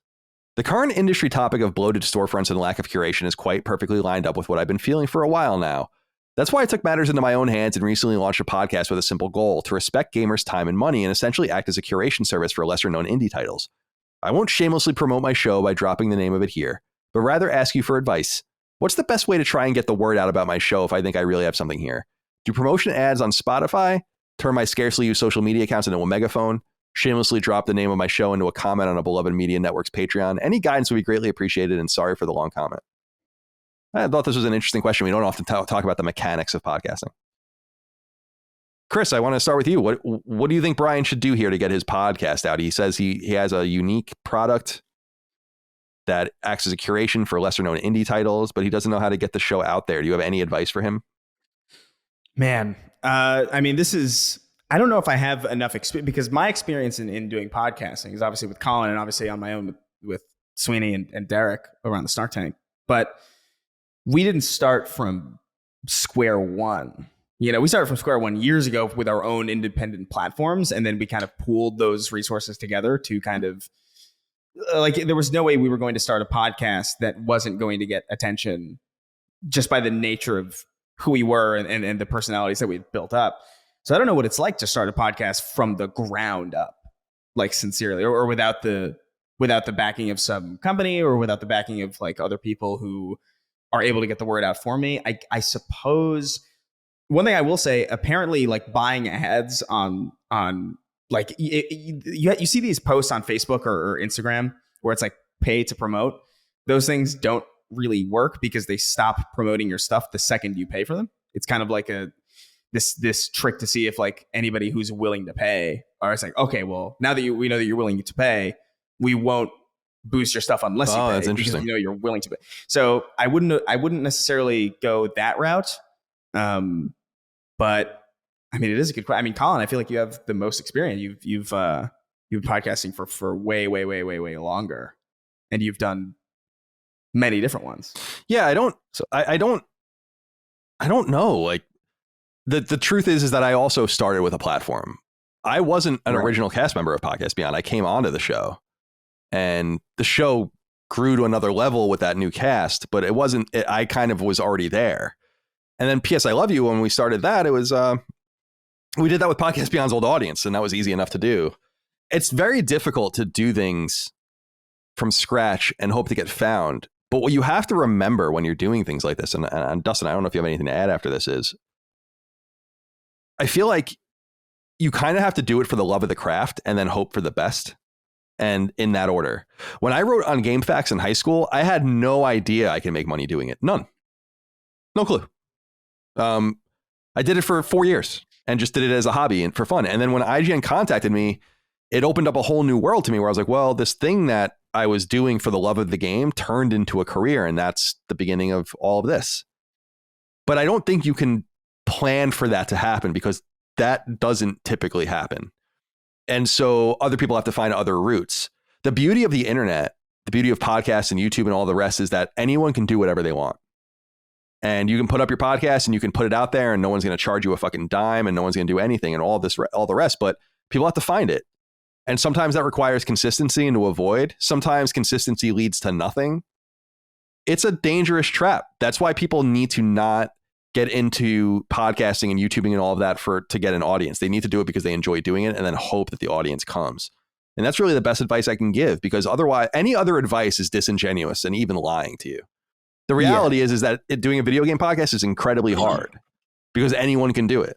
So you have to be really good and then you have to deliver. So what my practical advice: consistency, quality, expert analysis, study, all the rest. But those are things you can definitely control. Finding the audience, that's different. I don't know that can really be controlled. I often wonder when I find the dudes and the people I watch on YouTube or whatever, the commonality between all of them is that they're really good at what they do. No one accidentally becomes a 1 million subscriber YouTube channel. That doesn't happen. And so while there are 1 million people probably cleaning up paintings on YouTube, Baumgartner Restoration is the dude, right? Like he's the guy for me. Like he's just way better at it than everyone else. While there's a lot of travel logs, it's like Bald and Bankrupt is the dude for me. What is it about it? It's very good. So anyway, Dustin, let's go to you. Do you have anything to add? You're a longtime content creator and also a producer, so you have more practical experience as well. I feel like I am uniquely qualified as someone who's started many podcasts, some not successful at all, because so he says that his show is a curation service for lesser known indie titles. So I don't want to sound mean, but this is not a unique enough idea to get legs. And it's not necessarily that it's a bad idea. It's just that right now with YouTube and podcasting, the market is beyond saturated completely. And so particularly with podcasting, I know that a lot of people already have their lineup of what they like to listen to. And a lot of times, why would they go outside their bounds of what they listen to unless it is something incredibly unique or incredibly good, like what Colin said? And so my recommendation to people, and this is, it's one of those way easier said than done situation, is that it's no longer good enough to find a niche. You must find a niche within a niche in order to be successful. And then from there, once you find that audience of hungry people that are looking for something very specific, then maybe you can expand outward and do more stuff. It is just so incredibly competitive out there to just do a gaming podcast and even narrow in a little more like an indie gaming podcast. It's not enough. There are so many people that are doing exactly that. So you have to figure out a way to really hone in something. And like Colin said, is that you have to love doing it. My friend Brandon and I, when we started our gaming podcast, we had 20 listeners for probably well over a year, and sometimes less than that. And we were just doing it because that was like our opportunity to hang out. And I knew that I wanted to build my skills at the craft, even if it took me a really long time. So I don't know. I don't want to sound discourage you in any way, but understand that the competition is insanely fierce, and it is insane. It's more difficult now than ever to start something new, particularly when it comes to gaming content. Yeah, I agree. And I think it's important to note that people come and people go. Like, this show won't exist forever, probably. Another show might come that does it better than us on the PlayStation front. The thing that I say, and some people look at it as like bravado, but it's really not, is like, the one thing I want to make sure is that I couldn't have worked any harder. Like, if you're gonna take the mantle of best PlayStation podcast, you're gonna take it out of my fucking cold dead hands. Like, I'm gonna do everything I can to earn it. And that's the thing that I think some people forget about. Like, you have to earn it. I don't want to sit in this chair and do the show every week. So sometimes I'm my mind's, you have to compartmentalize. You have to focus. You have to, no matter what's going on, you have to deliver. I remember one of the things that I think really not used to drag me down, but I didn't wear very well when I was like kind of funny was just my personal mood. If I was like in a bad mood, I just wouldn't talk. And it wasn't intentional. It's just like, I just don't want to be here, And when you get over that and get to the next level of entertaining or whatever, you have to realize, man, put that shit away. No one gives a fuck. I don't give a fuck when I'm listening to my shows how a person feels. Like, I care, but it's like, that's not why I'm listening to you. And so don't let it affect your content. And so I just think that's what I always say when people write into us about this, and they write in often. It's like, consistency is the only thing you can really control. Like, you can control quality and consistency. That's it. You can't control a goddamn thing other than that. And you might be putting things into a void, and you're likely going to fail. I mean, that's true for almost anything, unless you really put your back into it. Also, to Dustin's point, I would argue you have to put a metric on what you want to get out of it. If just getting a little bit out of it is good enough for you, then that's great. That's what a lot of people do. A lot of people put a little bit in, get a little bit out. Put a lot in, get a little bit out. Very few people put a little in and get a lot out. Even if they make it seem that way, by the way. A lot of faking out there. A lot of people work very hard. Anyway, I'm sorry, Dustin, please. The other thing, just as a tip, and this is funny because this has come up on our show, and also it was a kind of a Defining Duke Ultimate with Jimmy. Jimmy keeps coming up about like the idea of like YouTube and gaming the system. Gaming the system is essential. I'm not saying lying to your audience about what you're presenting before them, but if you are coming onto a platform fresh, you must play to the platform's strengths or you will not survive. You cannot do what Sacred Symbols does, which is like a funny thumbnail and a random title. A random title. I'm going to call this episode, by the way. I already named it. I already wrote it down. You want to know what I'm going to call it? Sure. Savage Guardin, but Guardin with an apostrophe. Savage Guardin, which is obviously a double entendre to the Australian band Savage Garden. I like that. But we only can do that because we have an audience. And by the way, it's stupid. Like, we can grow much more. If I did stupid, like The Last of Us, the best game ever, Sacred Symbols episode, I don't want that audience. I don't want to grow like that at all. You wouldn't believe what Naughty Dog just did. Right, exactly. It's like, no, I'm going to name the episode Savage Garden. But what I'm saying is that other people can't do that. Like, it's weird because it's like, there, at least to me, there's like a middle ground. For example, like my retro videos, I'm not going to try to oversell. I mean, maybe I am definitely trying to sell what the content of the video is, but on that channel, I'm new to the retro scene. So I have to play into that in order to play into what other people that are in that space are also successful. So keep that in mind, that platform and algorithms are extremely powerful and you can live and die by them. So totally. Consider that. Yeah, it's true. Two things are true here. One is that YouTube keeps its algorithm and all of its preferences as secret as possible because they know it will be gamed. So they force people to figure it out, which they do. And then so they constantly change all of that. And I think that that's important to keep in mind as you move forward, that you won't always have all the answers as well. The second answer is that there are many different platforms. Sacred Symbols has no presence on TikTok. None, which is huge. We do by fans. Oh, there's a fan that's uploading stuff. They're watching. They know I'm onto you. No, there's fans that I think two accounts on TikTok and one on Instagram. That's great. Yeah, do whatever you want. Sacred Symbols clips, I think. But we're not going to do that. And because I don't feel like I don't want to say I don't want TikTok's audience. That's not true. I don't want to work with TikTok because it's Chinese. That's true. But also because I just don't feel like it's true to who I am. I'm some curmudgeon 37-year-old. I like wander around my house and in my underwear and play games and talk about them and smoke weed. And it's like that. So I don't want to be like one of these. I've never been a natural marketer. It's very uncomfortable. It's why we don't do, maybe one day we will, but we've never done like a true pledge drive for Patreon to like try to grow the Patreon. Any ups or downs has just happened based on the content.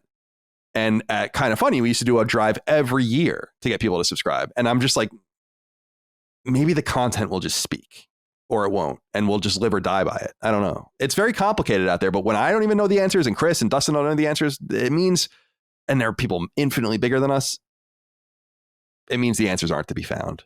A lot of it is luck. There is no doubt. I say that all the time. It all started with luck for me, because though I was a hard worker at GameFAQs and I wrote good guides, it could have been any of us that got that email. Like, there's one of 100 of us probably that really earned it. And the luck was that I got the email. And I don't really know why, but I took advantage of it. So you'll know the opportunities when they present themselves as well. Brian, good luck to you, my friend.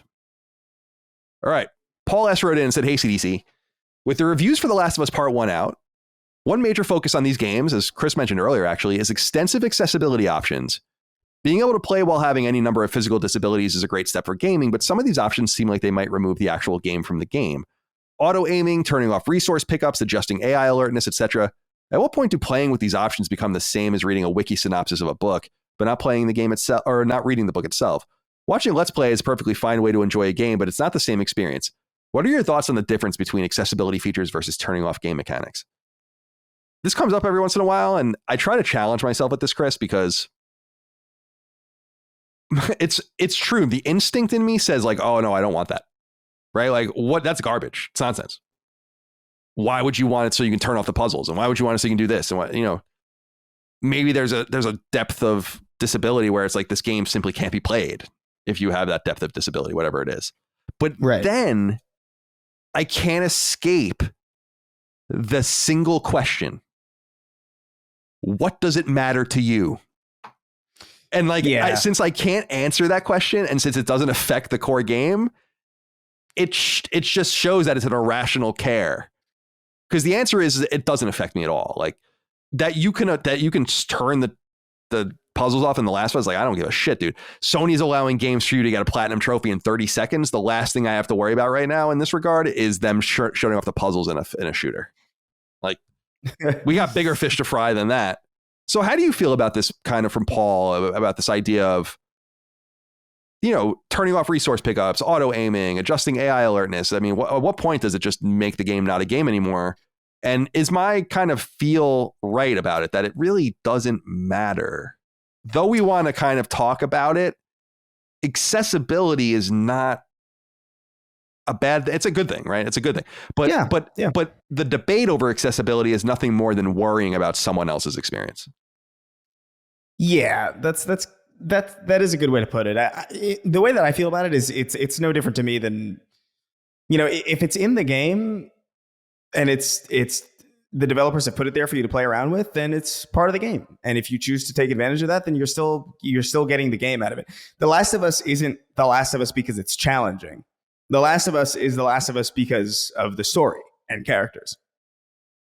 And so, a lot of these accessibility options that I see tend to be in very narrative heavy games. Like I don't see a win every multiplayer match of Halo Infinite accessibility option. You know what I mean? Like that's not really a thing over there. What it is, it's really only a big thing in single player narrative driven adventure games. Things like Tomb Raider that had that awesome separate difficulty sliders for puzzles, exploration, and combat, which I thought was awesome at the time. And there are some games that just don't, like, we talk about Spider-Man a lot, and how the original Spider-Man PS4 with those stupid puzzles. Like, even though I love that game, there was one thing in my head that was like, man, that game would be perfect without those damn puzzles in it. Like, because I did not have fun doing them. They didn't add really anything character-wise that I couldn't have gotten out of like a quick cutscene or just watching these things happen. So I didn't feel that they were necessary. So to me, it's like, as long as the option is in the game at the developer's behest, then it's fine to use those. And if it's not in the game, then that's also fine, because that is the creative vision of the developer being imposed upon the player, which is what the player is paying for in the first place. And I think it's all just fine. To me, it's no different than house rules for board games. Like, hey, this board game is designed with this rule set in mind, but a lot of these are kind of tedious, so we're going to play this way. I think that's totally acceptable. I think it's fine. Yeah, it doesn't. I'm sorry, go ahead. My main, and I'll finish up, but like the main point that I want to make is that these are good options, and when they are available, I think they should be applauded and celebrated. But if they're not available, I don't think that should be like a dock on the game, or that it should be, or that it should impugn the game's overall quality for having a lack of these options. I think ultimately, we talked earlier about the intersection of art and commerce.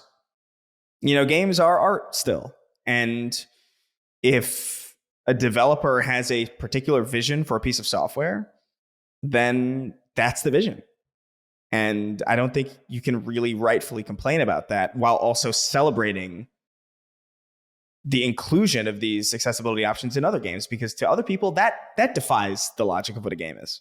No one's ever going to be happy with everything. But I'm glad that we have developers like FromSoft, and even Nintendo with Breath of the Wild. They didn't have a difficulty slider in that game. That game was as it was. And that allows for different sorts of strengths in design. It's just a matter of the developer's vision. And I'm fine with accessibility options. Turn off all the puzzles in the next Spider-Man, please. It just comes off as hollow to me, because it if you're worrying about the sanctity of difficulty in games or playing games, playing The Last of Us with all of the accessibility options on is probably still substantially harder than playing Jumping Taco. But, you know what I mean? It's like, so what are you really worrying about? Right. Then we have to fight, and maybe we should be fighting against a lot of this stuff. But Dustin, I'm wondering what you think about this. Is there such a thing as too much accessibility? I understand the point, and I think, by the way, there is no right or wrong answer. So when developers say like we don't want to do this stuff, I think that's totally fine too. But the other must be true, because unless it's a multiplayer game or in some way affecting me, I don't care. I just don't care. And it goes back to what my honesty in saying, like, I want to care. It seems like something I need to care about, but I can't honestly judge it and let that get through my mind as something that's worthwhile. Well, Colin, in some respect, you helped create accessibility for games. You wrote guides. That's true. Yeah. Which is just another way for a game to become more accessible for somebody. So, and that's not me trying to get you with a gotcha moment. I thought you were going to say I engineered the adaptive controller, and I'm like, no one's supposed to know about that. Oh shit. But so yeah, I think that just to add another way of thinking about it, because I think you and Chris covered it really well. Something that an analogy Ben once told me that I really stuck with me is that you don't go into a bakery and demand a steak. You go in and you ask for a steak. They'll say, we don't sell that here. But you say, oh, well, this location's close to my house and I really like the ambiance here. And so I want to experience that, but I also want to have it my way at the same time. It's like, no, we don't do that. And that's okay. Right? From Software is the bakery and they don't sell steak. Right? Like, and some places do have everything and options for everybody. And that's great. And I want those places to exist and thrive as well. But we can't put some kind of moral like imperative on these companies to serve everybody all the time.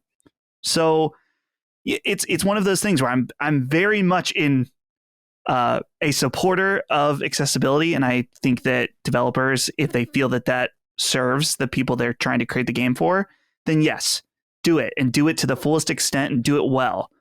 But if you feel like it could be compromising to your vision in some ways, then I don't think you should, or you should have to, especially. Fair enough. Well said. Remington James wrote in, said, hey, CDC. I recently got into a new relationship about 6 months ago, and for my birthday, she surprised me with a PS5.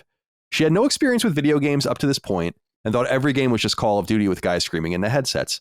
I started God of War with her, and from the start, she was hooked. We've now finished God of War, Spider-Man Miles Morales, and we're about finished playing through Horizon Forbidden West. She says watching me play is better than watching a movie. My question is this.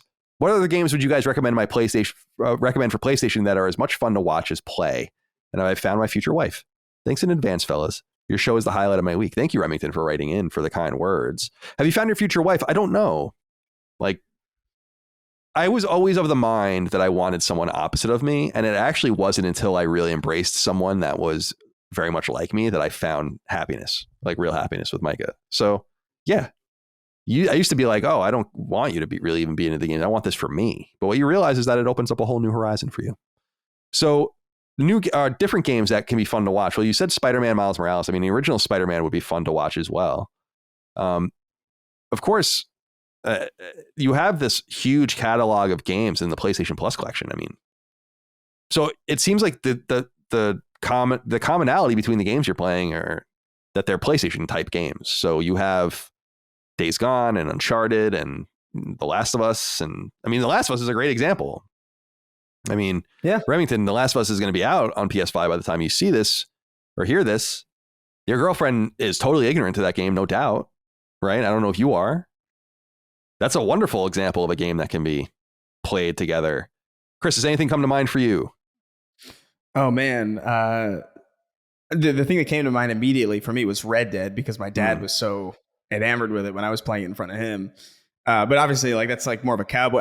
It depends on her taste, I guess. But like, I think Red Dead 2 is a very, very, very cinematic experience. And I think in some ways it's probably more fun to watch than to play.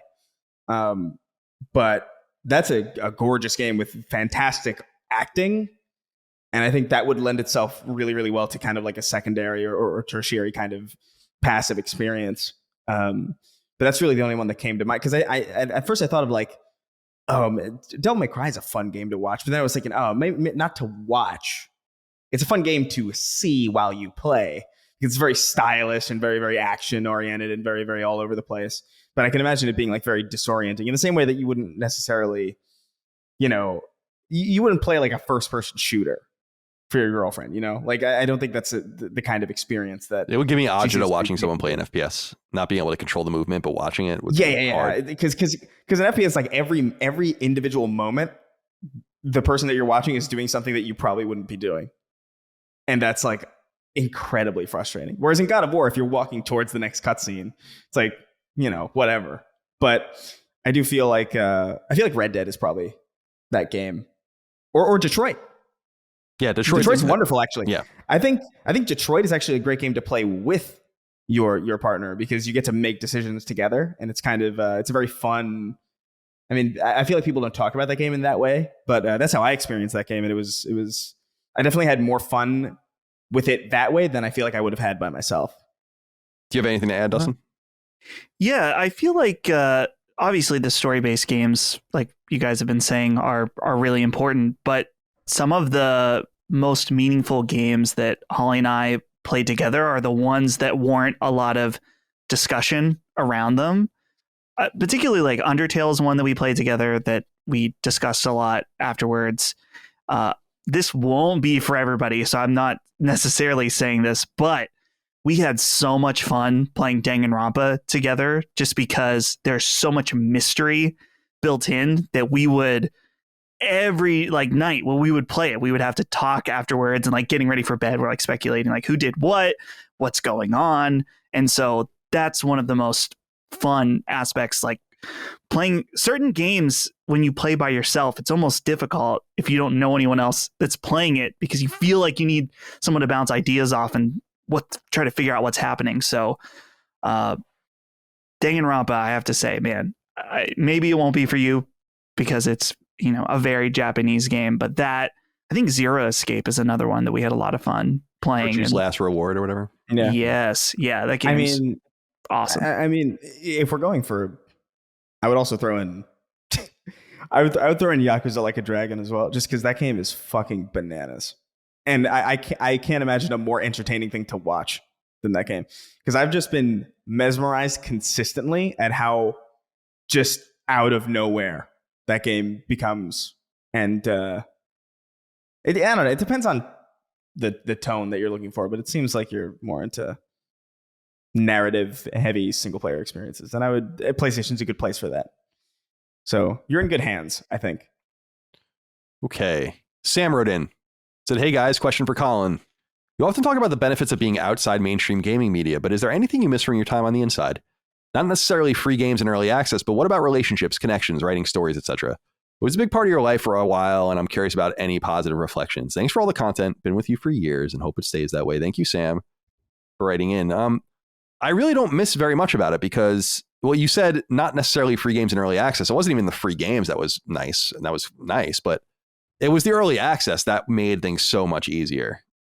Getting games sometimes a month before they come out is just allows you to prepare yourself, allows you to prepare your content and all of that. But I feel liberated not being in that anymore and not being, again, we were talking earlier about the advantages and disadvantages of doing content and all of that. And an advantage that we would have is to have early access, but we don't get it. Half of it is that people don't want to work with us. And the other half is that we just kind of refuse to work with anyone. And we've turned that, just like our random titles for the shows, we've turned that into like our own little advantage, but that would probably be a disadvantage to most people. But it allows me to shoot from the hip and tell you what I feel without having to funnel it through what relationships I have to manage and who I'm going to insult and what kind of access I'm going to get, because that stuff does matter when you're in that world, and you do have to kind of play a certain way. When I would break a story about Sony, we might not get invited to the next preview event, really. Like if I broke a story about Activision, when I broke a story about Call of Duty on Activision about how the Vita version of the game was made in like 6 months, and I did this whole expose on IGN about it, like they were really fucking mad at us. Like that came with some sort of retaliation where my editor-in-chief had to get on the phone and and all of the rest. I mean, when we leaked Destiny at IGN, that was catastrophic for our relationship with Activision. But I don't have to worry about any of that. Like we don't have them anyway. So I would rather be where we are than ever worry about what I would miss inside. And you say, what about relationships, connections, writing stories? The relationships that I lost were not relationships worth having, right? The relationships that I still have are the relationships that were worthwhile and survived the forge. The connections still exist, and I still break as many stories as ever. In fact, being on the outside makes it easier and makes it harder for publishers and developers to track who's even telling me this shit. They have no hope. You know, it's different when you're in these silos. So I don't miss anything about it. I'm not saying that just because I'm on the outside of it. I'm saying that also because it's dying, right? Like the way it used to be done doesn't exist anymore. Like that world that I existed in doesn't exist. So it's longing for something that I can't have. And there's that too. So I hope that answers the question. Thank you, Sam, for writing in. And finally, Nick Kowalchuk wrote in and said, "Hey, Salazar Slitterheads." What does that mean? Hogwarts Legacy is the most recent game to come under fire for providing exclusive content to a certain platform. While I fully understand why people get upset about certain content being gated from other platforms, I can't remember the last time such content was of any consequence. When I think of this type of content, throwaway quests and early game gear comes to mind. Again, while I understand the premise as to why the gaming community gets upset over such exclusivity, I would argue that the crime does not usually warrant the collective backlash received for such actions. What are your thoughts, and what is the last piece of exclusive content that you remember being of any true value to your experience with the game? That's a great question. Dustin, what do you think about this? Nick says, brings up the recent example of Hogwarts Legacy. It's getting PlayStation exclusive content, which some people don't like. The content is meaningless. I'm wondering what you think of this sort of thing. I think of it from a different angle personally, which is I don't understand the purpose of this from a pre-order. Like, does anyone really give a fuck?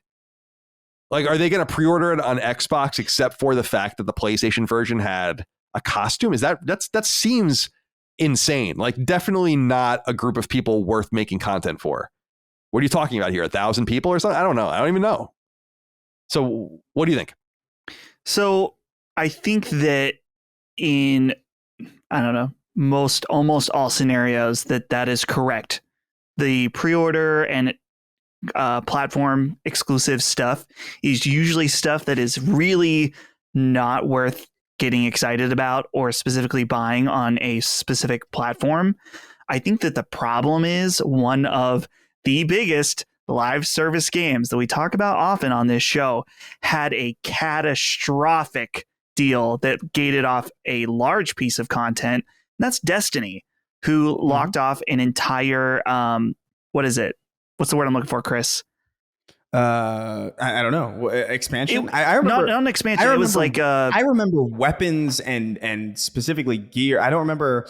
I know there was something else. I think there was like some big piece of content but that was years ago. I don't remember. It's not a raid. It's the thing that you do. You can do like 6 of them in an hour or something. Like strikes. Strikes. That's it. Yeah, there was PS4 exclusive strikes, weapons, and gear.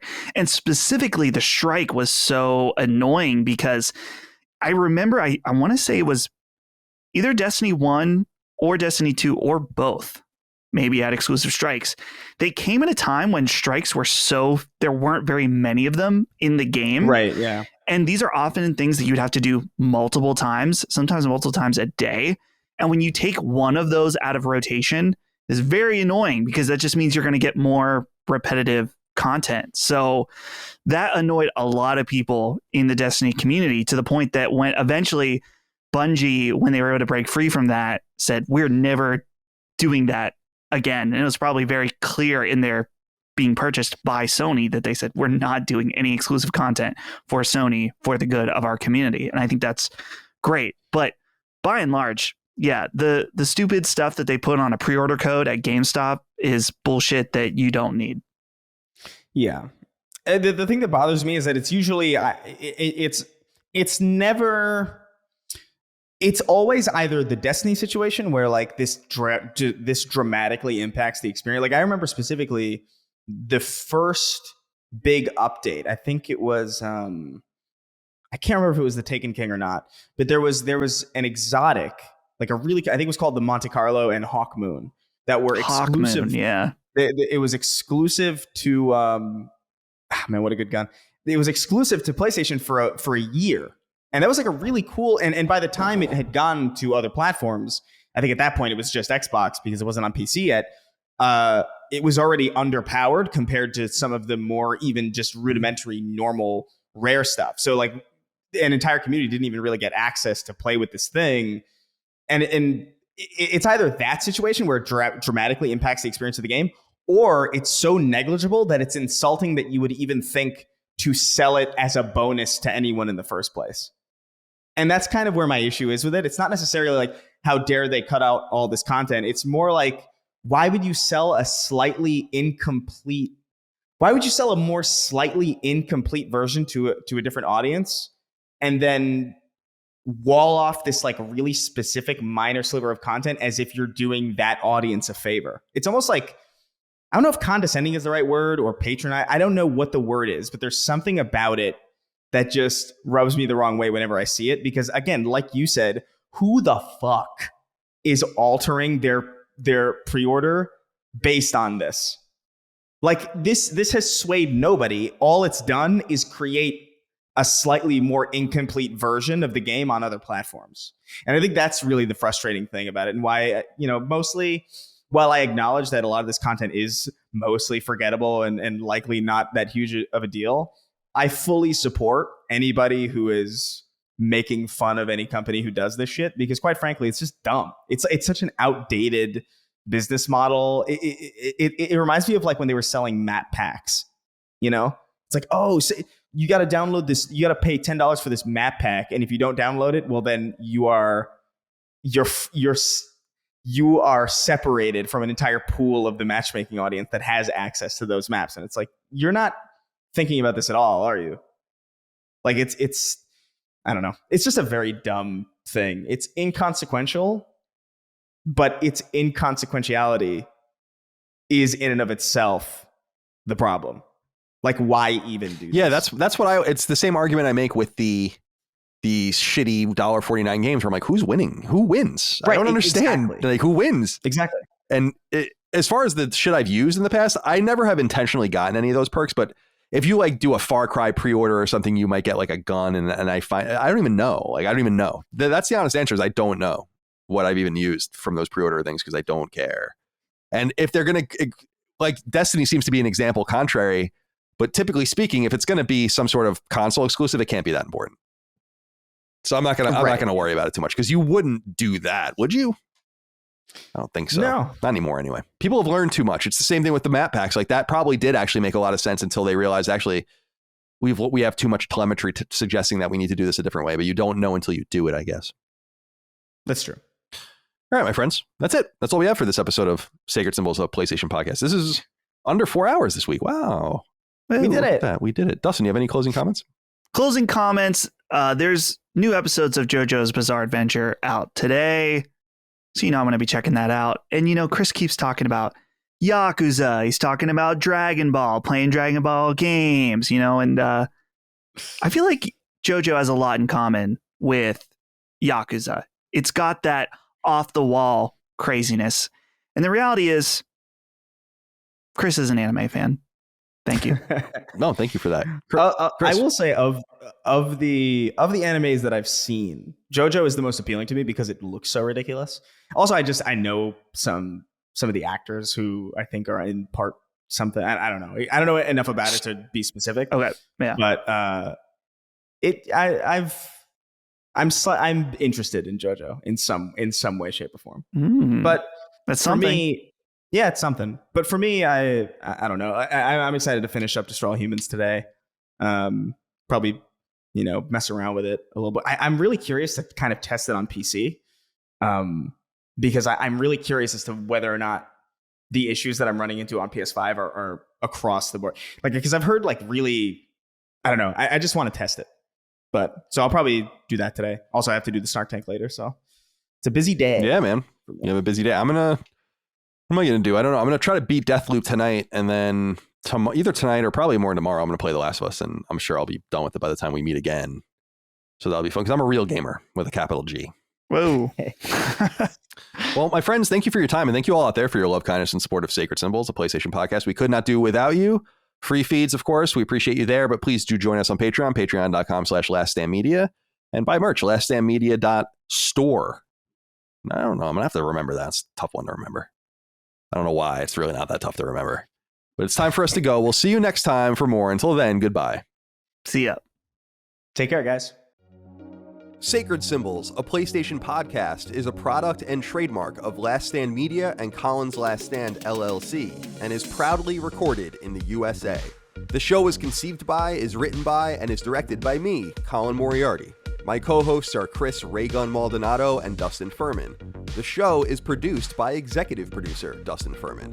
It's edited by associate producer Ben Smith. All of Last Stand's theme music is by my best friend, Ramon Narvaez. As you know, all of Last Stand shows, including Sacred Symbols, are fan-funded on Patreon at patreon.com/laststandmedia. The following names are at the producer level on Patreon, our highest tier, and we're grateful for your thoughtful and kind contributions to our independent endeavor. Thank you.